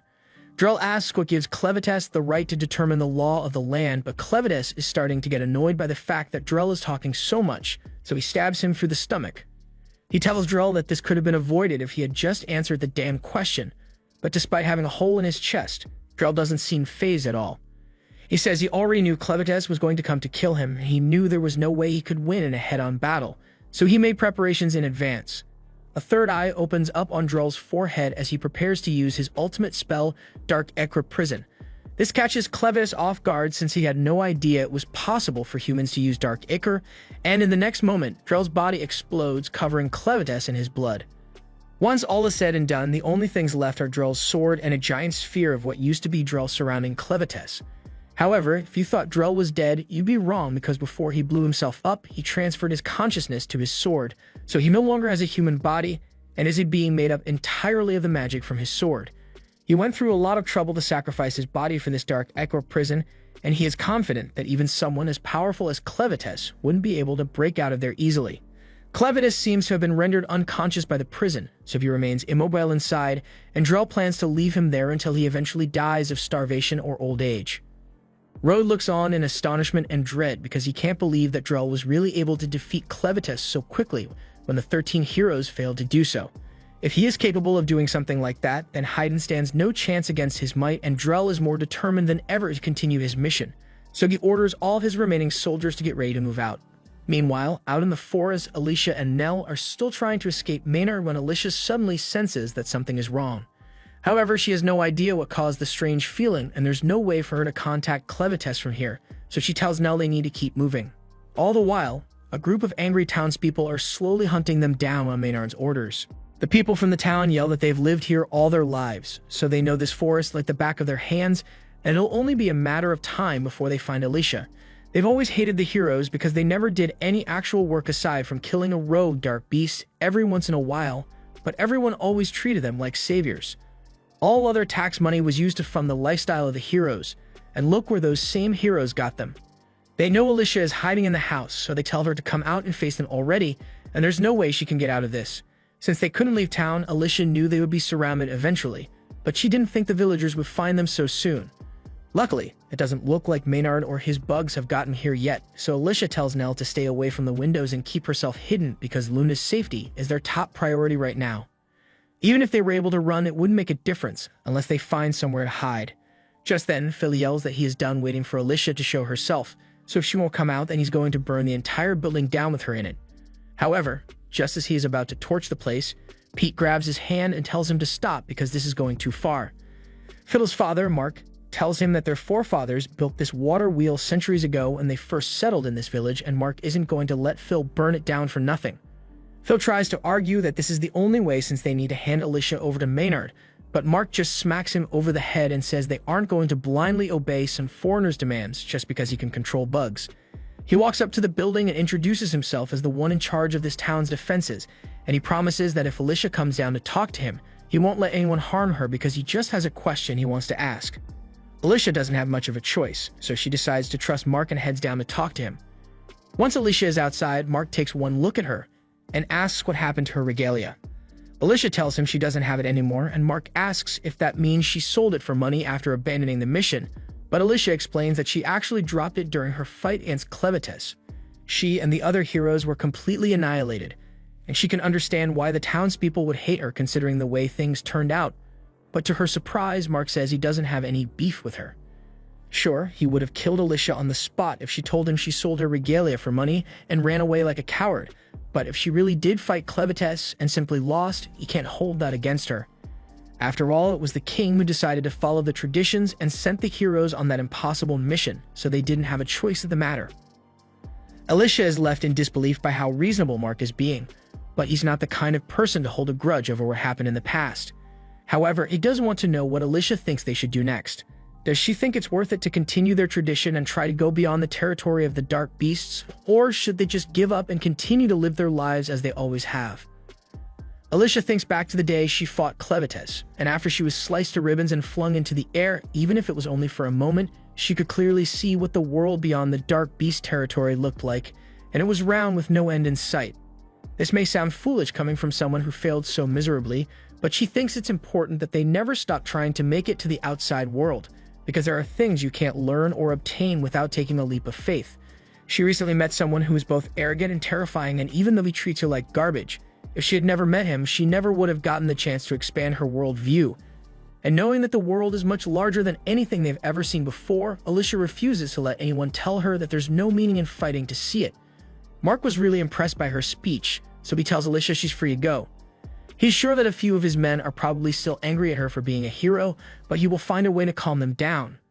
But she's going to have to figure out a way to get through that wall of bugs on her own. However, just as Mark was about to walk off, Maynard suddenly shows up on his giant centipede, and he immediately slashes Mark across the chest for ruining his game. He wanted to have fun watching the citizens as they lynched the last surviving hero, but Mark had to go and forgive her instead. Alicia wastes no time and immediately slices the centipede to bits, but Maynard managed to escape, and he has already called for the rest of his bugs to attack, so the townspeople are in serious danger. Alicia tells everyone to get into the house quickly so they don't end up as bug food, and in the meantime, she gets to work cutting down as many of them as she can. Maynard mockingly says he's impressed by Alicia's tenacity, but he wonders how long she can keep this up alone, especially since a bunch of the smaller bugs are poisonous, and she's been so busy with the big ones that she didn't notice the little guys biting her. Every insect here is dangerous, from the bees in the air to the ants on the ground, and even a spider with venom so potent that it can destroy your blood. That last one really spooks Alicia, since the only thing keeping her alive right now is the black ichor that Clem used to replace her blood, so if the spider's venom destroys that, then she really won't last long. Maynard actually used to love heroes when he was little, but that all changed the day he lost his entire family to a fire, and since then, he has resented the heroes for doing nothing to help. Alicia's body is starting to shake from the poison, but the bugs keep coming after her, so she can't rest at all. But while she's in the middle of fighting for her life, she suddenly hears a familiar voice. She looks down and sees Clevitus's head poking out from her chest, and he casually tells her to hurry up and finish what she's doing here because he needs her help with something. Meanwhile, inside the house, Nell and the other townspeople are anxiously watching the fight, but they soon realize that some of the bugs are managing to get in through the cracks in the wall, so they hurriedly knock them to the ground and start stomping them out. They can't let those things get in here, especially with the future king in the room, so they all grab whatever materials they can get their hands on and begin patching up all the holes in the walls. Outside, Maynard is still taking his sweet time to mock Alicia as she struggles to fend off the bugs, and he calls her a fraud of a hero for being so weak. He then uses his magic to summon a giant scorpion that was just chilling underground for some reason, and he orders it to attack her, so Alicia is flung into the water. While she's submerged, Clevitus comes out, and by now he has figured out that she's having a hard time fighting because she was poisoned by all those insects. She asks him if the poison really works on the dark ichor, and unfortunately, it does. It's not strong enough to completely destroy it, but until the poison's effects wear off, Alicia won't be able to heal from her wounds, so her immortality is essentially gone. Up on the surface, Maynard loudly asks if Alicia thinks being underwater will keep her safe from him, because he doesn't mind sitting here and waiting until she comes up for air. However, he's not sure her friends hiding over in that house are going to survive that long, so she might want to hurry. Over in the house, the townspeople have managed to block off all the holes in the house, but all of a sudden, they notice something fallen from the roof, and it's a giant larva. Phil immediately squishes it, but there are a lot more where they came from, and not only are they eating away at the roof, they are also devouring the entire forest as well. Back in town, once Maynard left, the people that Mark told to stay behind knocked out the Bolate soldiers, but they are starting to hear a strange sound from the nearby forest, and they aren't sure what it is. Nay tells them that it has already begun, but the men have no idea what she's talking about. In fact, they are wondering why she didn't go with Maynard in the first place when he ran off, but the answer to that is simple. She values her life, so she doesn't want to be anywhere near Maynard unless she has to. He is the master of all insects and an absolute lunatic, so when he goes into a frenzy, nothing around him survives. Back in the forest, Maynard laughs menacingly as the larvae devour the forest, and he explains that these larvae are actually really special because they only hatch once a century, and when they do, all the surrounding vegetation is completely eradicated within minutes, so by the time they are done, there will be nothing left of this forest. This has nothing to do with Alicia, by the way. Maynard just knows that the villagers rely on the wood from the forest to make a living, so he wanted to screw them over by destroying it. Additionally, once the larvae finish tearing through that building, everyone inside will become insect food, so it's two birds with one stone for him. Alicia refuses to let this go on any longer, so she jumps out of the water to stop him, but she's already too late because a bunch of the larvae have turned into cocoons, and they are going to hatch any moment now. Seconds later, hundreds of moths emerge, and they all go straight after Alicia, but when she slashes at them, their wings cover her in some strange dust, and it's messing with her vision. She can barely see what's going on now, so Maynard takes the opportunity and uses the scorpion to knock her away. She tries her best to free herself, but she has no strength left at this point as she's about to be consumed. Clevitus can see that if he doesn't do something soon, then Alicia will die, so he finally decides to help her out a little, so he pulls Stream Splitter out from his shadow. Maynard sees the sword emerge from the pile of insects, and he is starting to get worried because that looks an awful lot like a regalia. Clevitus tells Alicia that all living beings are mostly made out of water, and the same goes for insects, so he wants her to think of them as a river and get this over with quickly because he still needs her help. Alicia grabs hold of the sword, and with a single swing, she turns the insects around her to mist, but this is far from enough. She gets into her stance, and with all the power left in her body, she performs a flowing water slash, carrying the force across a large volume of water. And in this case, that water is the insects, so every last insect in the forest is eradicated within moments. Nay can see the insect juice cloud all the way from town, and she can't believe that someone was really capable of destroying all those bugs so quickly. With every last bug dead, the magic stone embedded in Maynard's chest cracks. Nini can't use his magic anymore and is completely powerless. Alicia then points her sword at him, and he tries to act tough by saying she'll never get him to surrender, but she really doesn't care, so she just knocks him out. She was victorious, but that fight left her exhausted, so she passes out soon after. Nelda goes out to check on Alicia, but by the time she gets there, she sees Clan carrying her and she's a bit confused because she had no idea Clan had returned from his mission. Clan tells Alicia she wasted way too much time dealing with that weakling, and that they need to get ready to leave immediately because the situation has changed. This version of Clan is just a clone he made from the dark ichor in Alicia's body after he got himself sealed away in a blood bubble, and he needs her help to break free. Alicia asks him if he at least managed to defeat Drell, but about that, Clem is pretty sure that Drell has the power of one of the Dark Lord beasts on his side, so he's not going to be easy to beat. Over in what's left of the Kingdom of Haydn, evacuation efforts are in progress and roughly 80% of the survivors have been relocated to the underground bunker. However, Queen Tala refuses to leave, at least not until she has found her son. One of the elders tries to convince her to leave by reminding her that right now she's the only person left who is suitable to rule this kingdom. However, Tala insists that she can't run away, because what kind of mother would she be if she were to abandon her son? The elder understands how she must feel, but she wonders how Tala is so certain that her son is alive when there has been no sign of him since the attack. Tala explains that she knows her son is alive because the Forge of Haydn is still glowing its usual bright red. Under normal circumstances, with the king dead, the forge would become dormant until someone worthy of using it appears, but the fact that it's still active means a member of the royal bloodline is still alive. And the only other person with the king's blood is Tala's son, so she says their top priority should be finding him and ensuring his safety until he is old enough to use the forge. As long as they can do that, then the Kingdom of Haydn will live on. The plan of action is clear, but Tala is a little frustrated because they wouldn't have had this problem if she had been able to flee the kingdom with her son as planned. The elder asks what she means, so she explains that before Clevet's attack, she had a premonition that this would happen.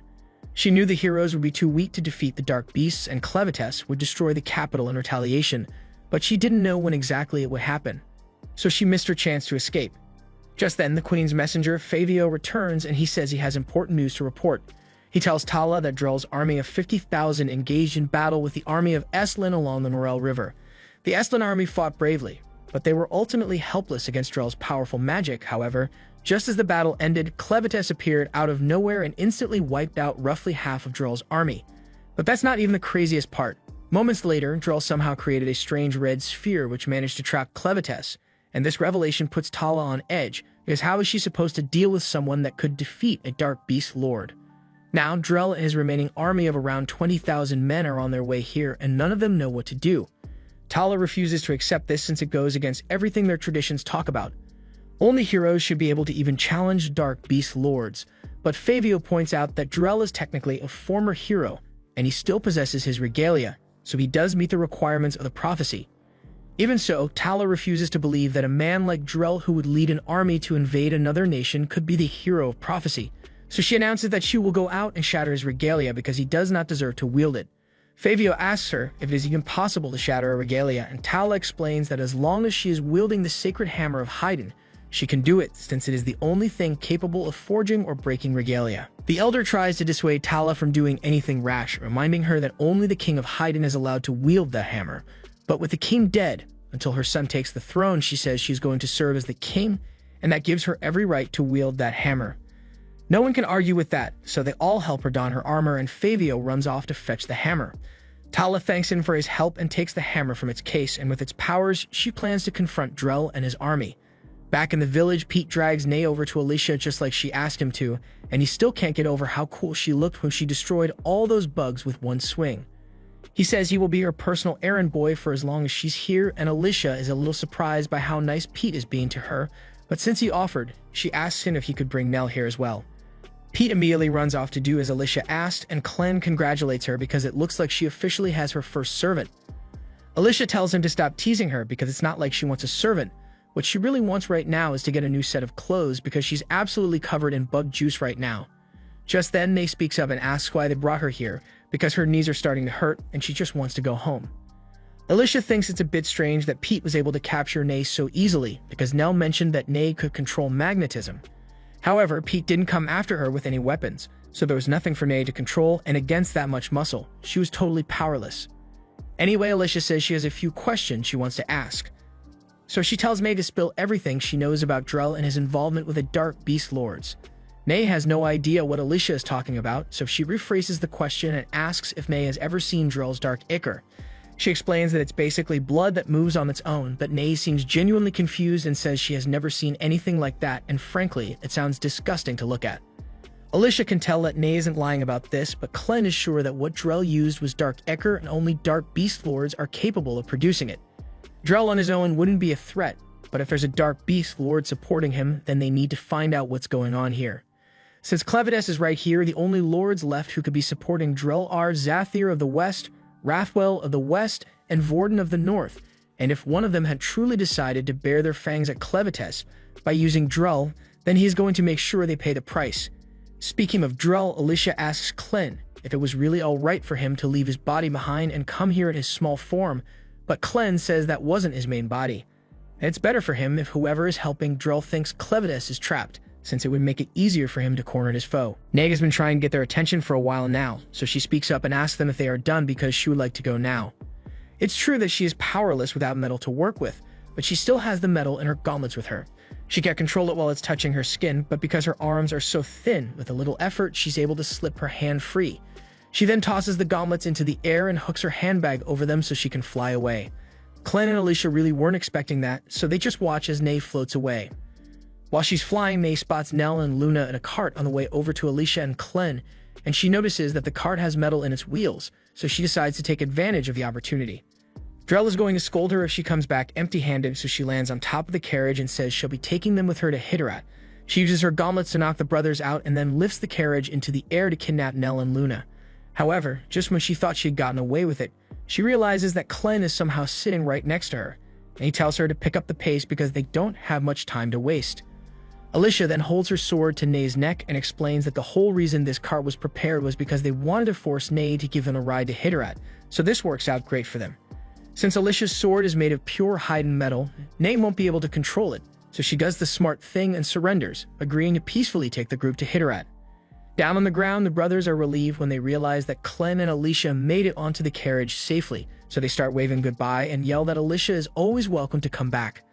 The rest of the people in town say the same thing as they fly overhead, and Alicia is glad that she was able to make a positive impact on their lives because it makes her feel like a real hero. Clan teases her again for having such a smug expression on her face, but Alicia thinks she earned at least this much since she did manage to save the town, but Clen reminds her that she only managed it thanks to his help. Nell isn't sure what exactly happened, but she does think Alicia was extremely heroic, and it came as a real shock when she found out that Luna is the Prince of Haiden. She asks if it's really alright for her to be holding him so casually since someone like her normally isn't allowed to touch a royal, but Clen says that's a dumb rule. Nell is in a special position and has been invaluable in keeping Luna alive. She is also several times stronger than any regular human now, so if anyone ever tries telling her she's worthless, she should just crush them. Alicia feels the need to interject and clarify that Nell can't go around crushing people like that, but Clen says that's the way he has always dealt with his haters, so he doesn't see a problem with it. Soon the group arrives at a mountain range, and on the other side is the capital city of Hitterat, so Clen asks Alicia if she's ready to fight. He can't let anyone know that he's here, so he won't be able to assist her, and he also can't let Drell find out about the dark ichor in her body, so her healing will be limited. Regardless, Alicia says she is ready to take him on and get revenge from her father, so May flies the cart over the mountain range, and as soon as Hitterat is in view, it becomes clear that the city is already under attack. Drell must be nearby somewhere, so Alicia looks around and spots him standing on top of one of the castle walls. She doesn't want to waste any time, so she grabs Nay's arm and forces her to turn the carriage straight towards Drell. Meanwhile, on the castle walls, Princess Tala and the magic sword-wielding knights all gather to face off against Drell. Tala tells the knights that their swords are almost as strong as Drell's regalia, so if anyone is going to be able to handle him, it's them. However, you can already tell that these guys are gonna end up on a t-shirt within the next few minutes. They'd all charge at Drell and try to surround him, but even as they begin their attack, Drell just calmly stands there and calls them irritating. At this point, the knights knew without a doubt that they were cooked, but they are loyal to their kingdom, so they all ran into certain death anyway in hopes of distracting Drell long enough for the archer squad to get a good shot in. But even with the clearest line of sight possible, the archers fumble the shot, and Drell turns himself into a sword to evade. Tala and the other knights are trying to figure out if they are going crazy or if Drell really just turned himself into a sword mid-fight and have no idea what that transformation does, so the shield bearers step out into formation to block it. However, they are all immediately blown away, and Drell ends up grabbing Tala by the throat. He commends her efforts to protect Haydn, but he tells her that she can never become king, and Tala is well aware of that. She has no royal blood flowing through her veins, and only the one with the strongest royal blood can claim the throne. If all the king's successors die, then the succession right naturally passes to the closest relative, but Drell will be putting a stop to that tradition today. Tala can't guarantee that she'll survive, but she's confident that one strike from the hammer should be enough to shatter Drell's regalia, but she needs a distraction to buy her enough time. Just then, Alicia comes crashing down from the flying carriage, and it confuses the hell out of Tala, but that's as good a distraction as she's going to get, so she takes the opportunity and strikes at Drell's sword. While that's going on, Clem and Nell are watching from afar, and Nell wonders if Alicia is going to be okay fighting Drell on her own. Clem tells her it doesn't really matter if Alicia wins or loses because all he wanted was for her to keep Drell busy. Drell and whoever is supporting him are after the Forge of Haydn, so he wants to get to it first, and that's why he brought Luna along, because only someone of royal blood can undo the seal. Clem already knows where the forge is, so he leads Nell to one of the castle walls and tells her the forge is on the other side. He could probably break through the wall easily, but he's trying to keep a low profile here, so he tells Nell to do it instead.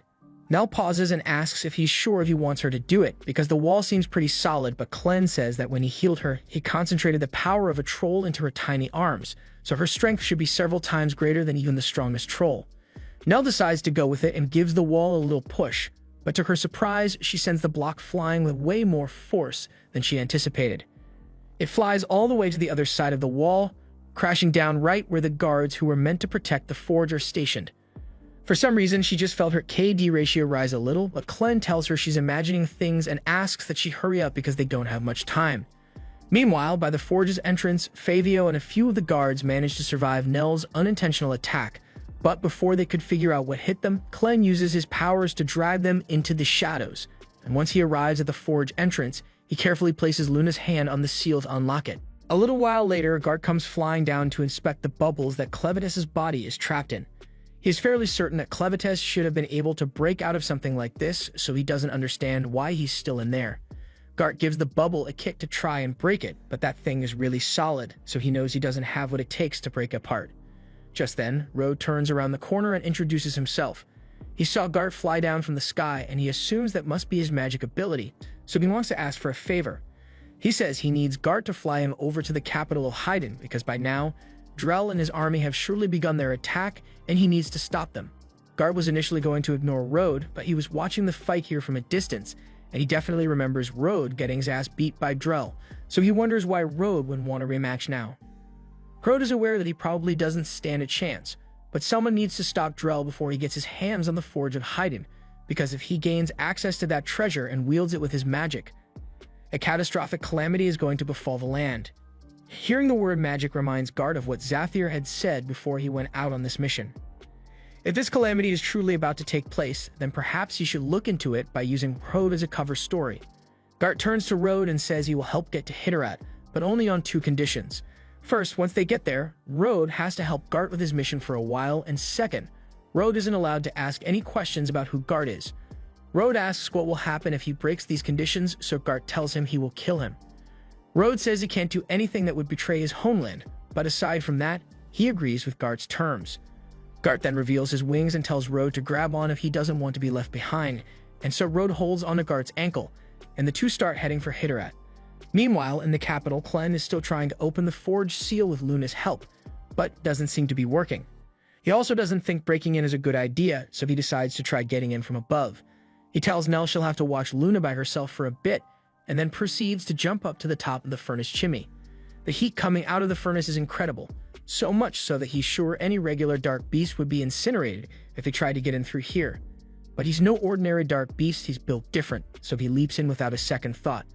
Meanwhile, outside, Nell is approached by a strange man, and when she turns around to see who it is, she is absolutely horrified. As for Clem, halfway down the chimney, he realized he really wasn't built to handle this much heat, so he hid in the shadow of one of the bricks he managed to knock loose instead. He is greatly impressed by the power that the forge possesses even in its dormant form, and he'd love to take a look inside, but he's almost certain that he'd burn to a crisp the second he tried. Just then, Clem turns around and realizes that the forge doors are somehow open, but even more concerning is the fact that Nell is unconscious out front and Luna is nowhere to be found. A moment later, the mysterious man from before walks out from a corner of the room holding Luna, and he turns out to be the King of Hyden. Though judging by the state of his body, he should definitely be dead. Meanwhile, Alicia is still locked in battle against Drell, but it's not going well. Drell mocks Alicia and tells her she's nowhere near as strong as her father was, and as much as she hates to admit it, Drell is right because she's barely able to keep up with him. She ends up getting knocked back into a group of Drell's soldiers, but these guys aren't worth her time, so she starts looking around to see where Drell went. She spots him heading for the castle, so she wastes no time and jumps back in to catch up to him. As soon as Drell lands on the wall, the queen and her remaining soldiers immediately fire more arrows at him, but it's just a minor inconvenience to him at this point, so he effortlessly slices all the arrows in half. The arrows may not have done much damage to Drell, but they did buy enough time for Alice to catch up, so she hits Drell with a rising sword slash. Unfortunately, it turns out that Drell was the one who originally developed that technique, so he is easily able to block it and hits Alicia with something even stronger, the Dragonfly Scythe Slash. This sends hundreds of slashes straight at Alicia, but to Drell's surprise, she manages to come out of it with all her limbs still attached, so he praises her and says she has talent for this, as expected of the daughter of the Sword Master. Alicia doesn't want to hear all this empty praise from Drell, so she raises her sword and demands to know what happened between Drell and her father, and why Drell killed him. Drell says her father, Margot, was a friend who trained with him in the same sword school, and also competed against him for the title of hero. Alicia is shocked to hear this because this is the first time she's hearing of this, and Drell is just as surprised that she has never heard the story, so he puts his sword away and says he will tell her all about how he became known as Drell the Dragon Slayer and how her father gave up on being a hero. 25 years ago, Drell and Margot were facing each other in a tournament to determine the wielder of the first regalia that the King of Hyden had forged at the time. Drell and Margot were still really good friends back then, so as the tournament began, they both agreed to give it their all. By the end of the duel, Margot emerged victorious, and even though Drell was greatly disappointed that he lost the opportunity to become a hero, he was still a good sport about it and congratulated Margot on his victory.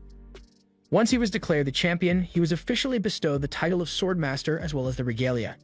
He was told that from the moment he accepts the sword, he must fulfill the duties of a hero, fight dark beasts, and protect humanity. Margot agrees to the terms, so the king handed him the regalia, and as soon as he drew it from its sheath, he could feel the power surging through his body. It may be strong, but the king told Margot that the regalia was still incomplete, so he would need to finish it on his own. Margot asked what that's supposed to mean, so the king explained that all regalia have souls, and the first thing that is killed with that blade is the soul that will be trapped within it, so Margot should choose his first target wisely. A little while later, Margot and Drell met in a nearby tavern to discuss their plans for the future. Margot said he was planning to put together an expedition force for his first mission, so they can handle all the weaker threats, because it'd be bad if he ended up getting a dark beast bug as his first kill. Speaking of his first kill, he tells Drell he's thinking about going after one of the northern dragons, but as soon as Drell heard that, he got up in a panic and warned Margot not to do anything crazy. He understands that Margot wants a powerful darkness as the soul for his regalia, but the northern dragons are the servants of the dark beast Lord Vorden, and injuring him at this point in time would be a guaranteed death sentence. On top of that, the dragon all live in the snowy mountains, so Margot would never be able to make it through terrain like that with an incomplete regalia. However, he says this is the only choice he has if he plans to take on a dark beast Lord eventually. Drell was already skeptical of Margot's chances of winning against a regular dragon, but it's absolute madness to even think about going up against a dark beast lord. The legends all talk about heroes eventually being able to defeat the dark beast lords, but Drell honestly never believed them. However, he knew firsthand that Margot was the strongest swordsman around, so if anyone was going to defeat the dark beast lord, it would be him. Margot got up and told Drell they needed to start preparing for the expedition, but even though Margot was fully confident that they'd be able to take down a dragon, the situation turned out a lot worse than he anticipated. The conditions of the snowy mountain were incredibly harsh, and while they were able to spot a dragon fairly quickly, the dragon also spotted them, so it spun the block and unloaded a clip of flammable stomach acid on them. That single attack took out the entire expedition team, so Drell and Margot are the only ones left. Drell tries telling Margot they should retreat since their chances of beating that thing on their own are not looking good, but unfortunately, retreat isn't really an option here since it'd probably just chase them down if they ran. Their only choice is to charge in and kill it before it kills them, but that's a lot easier said than done, especially when the dragon is using sky strats to stay out of their attack range. They need to think of something quickly, so Margot comes up with an idea and tells Drell to hit him with the Rising Dragon technique. It's a risky play, but it's the only way for Margot to get anywhere near the dragon. So Drell goes along with it and runs straight at Margot before hitting him with the Rising Dragon Slash. It works just as intended, so Margot is launched up into the air, and once he's above the dragon, he slashes down to cut his wings to pieces. The dragon comes crashing to the ground shortly after, and it's finally Margot's time to shine. Drell can do nothing but watch from the sidelines in awe as he witnesses the extraordinary performance Margot is putting on against that thing. Even without wings, a dragon is still ferocious, but Margot is even more so. With each and every swing, his strikes grew sharper and more precise, so Drell was starting to believe that he might be able to slay it after all. However, that's when tragedy struck. Margot was preparing to land the final blow on the dragon, and it looked like it would be a clear-cut victory, but mid-stride, one of his feet got caught on a rock for a fraction of a second, and that small opening was all the dragon needed. It immediately swung its claws and tore Margot's foot clean off, along with any hope he had of winning the fight or becoming a hero. In that moment, Margot understood that, yep, this is the end of the road for me, so at the last second, he threw his sword over to Drell and yelled for him to finish this moments before he was stomped silent by the dragon. Drell barely had any time to process what had just happened, but he knew what he needed to do, so he grabbed the regalia and charged straight for the weakened dragon. Thanks to all the damage Margot had already done, Drell was easily able to slash the dragon's head off, and he could hardly believe what he just did. He turned around to check on Margot and tell him that they actually defeated the dragon, but moments later, the regalia began to absorb the soul of the dragon. Drell could feel the immense power that was flowing into the sword, and it made him feel stronger than ever before, but just as the sword had finished absorbing the soul, Drell felt a terrifying presence behind him. All the commotion had gotten the attention of Dark Beast Lord Vorden, and the next thing Drell knew, he woke up in a puddle of his own blood, but somehow his body was still perfectly fine. Following that, Drell managed to carry Margot and one other survivor back to the city, and from there, Margot retired as a hero and lived out the rest of his life until Drell eventually killed him.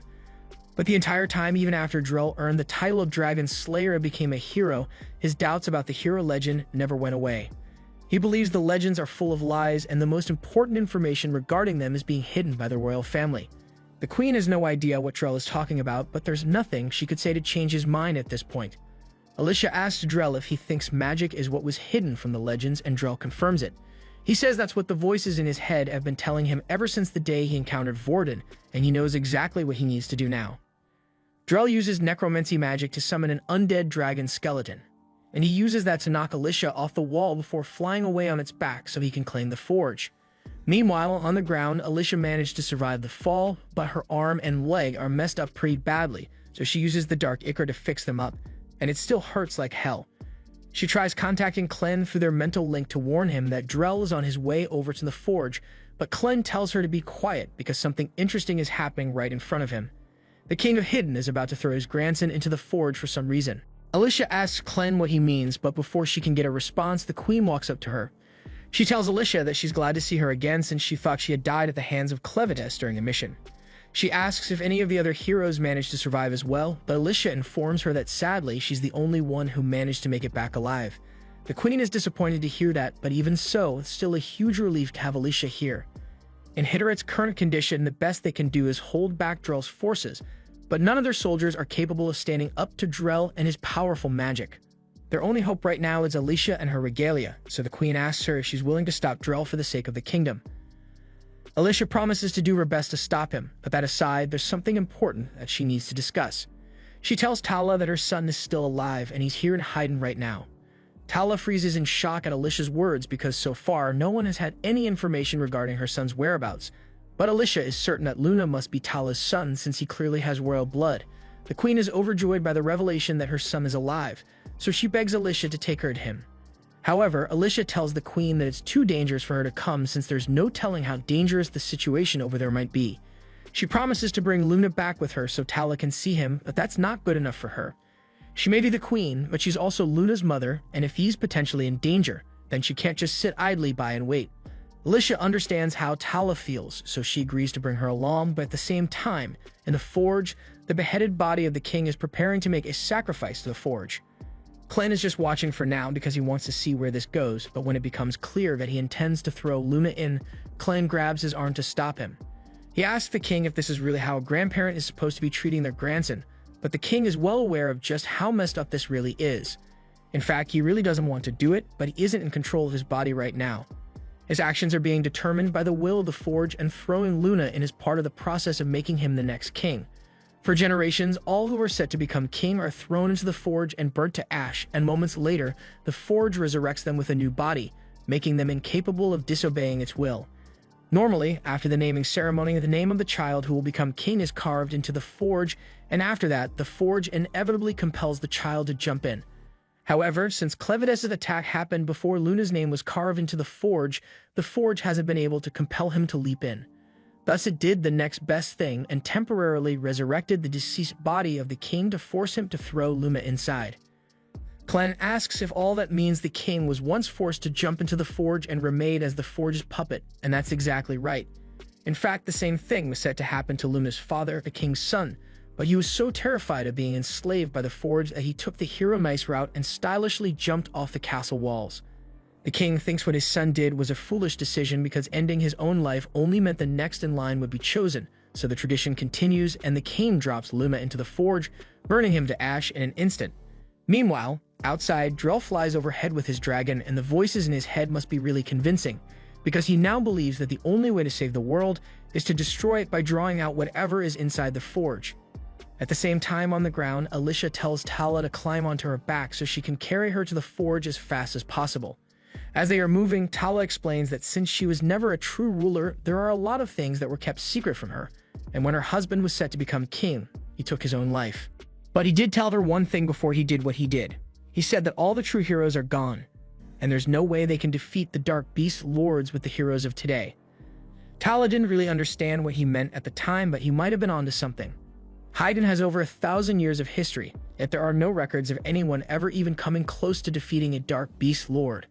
In fact, there's no proof that defeating the Dark Beast Lords will even allow them to explore the world, so Tala is starting to wonder who was responsible for creating the legend in the first place. Of course, she tried to ask her husband for answers, but he seemed unable to talk about it for some reason and just gave her a sad smile. Tala believes the kings of Hyden have been hiding the truth from everyone for generations, and if that's the case, then that means the former king sent Alicia and the other heroes out knowing fully well that they wouldn't be strong enough to win, and Tala thinks that was just plain irresponsible. However, Alicia says she probably would have gone on that mission regardless of their low chance of survival, because to her, it was more than just battling a Dark Beast Lord. It was about facing an impossible challenge with the optimism of a hero, and that's the way she wants to continue living her life until she puts an end to the vicious cycle at play. However, Drell, on the other hand, is one who succumbed to despair and abandoned the way of the hero to destroy everything. Of course, Alicia wants to take revenge on him for what he did to her father, but more than that, she needs to stop him to prove that she's right about wanting to live as a hero. Tala tells Alicia that she's a great hero, but Alicia actually thinks of herself as weak. She isn't as strong as Drell and nowhere near as powerful as any of the Dark Beasts, but that doesn't mean she's going to quit. Of course, she did initially plan to give up on being a hero, but then she met someone who wouldn't let her. And right now that person has a huge smile on his face because he finds the situation he is in hilarious. The King of Hyden has just dropped Luna into the furnace, or at least that's what he thought he was doing, but the Luna that was burnt to ash turned out to be a shadow clone Clen had made, and the real Luna is still safely resting in Clen's arms.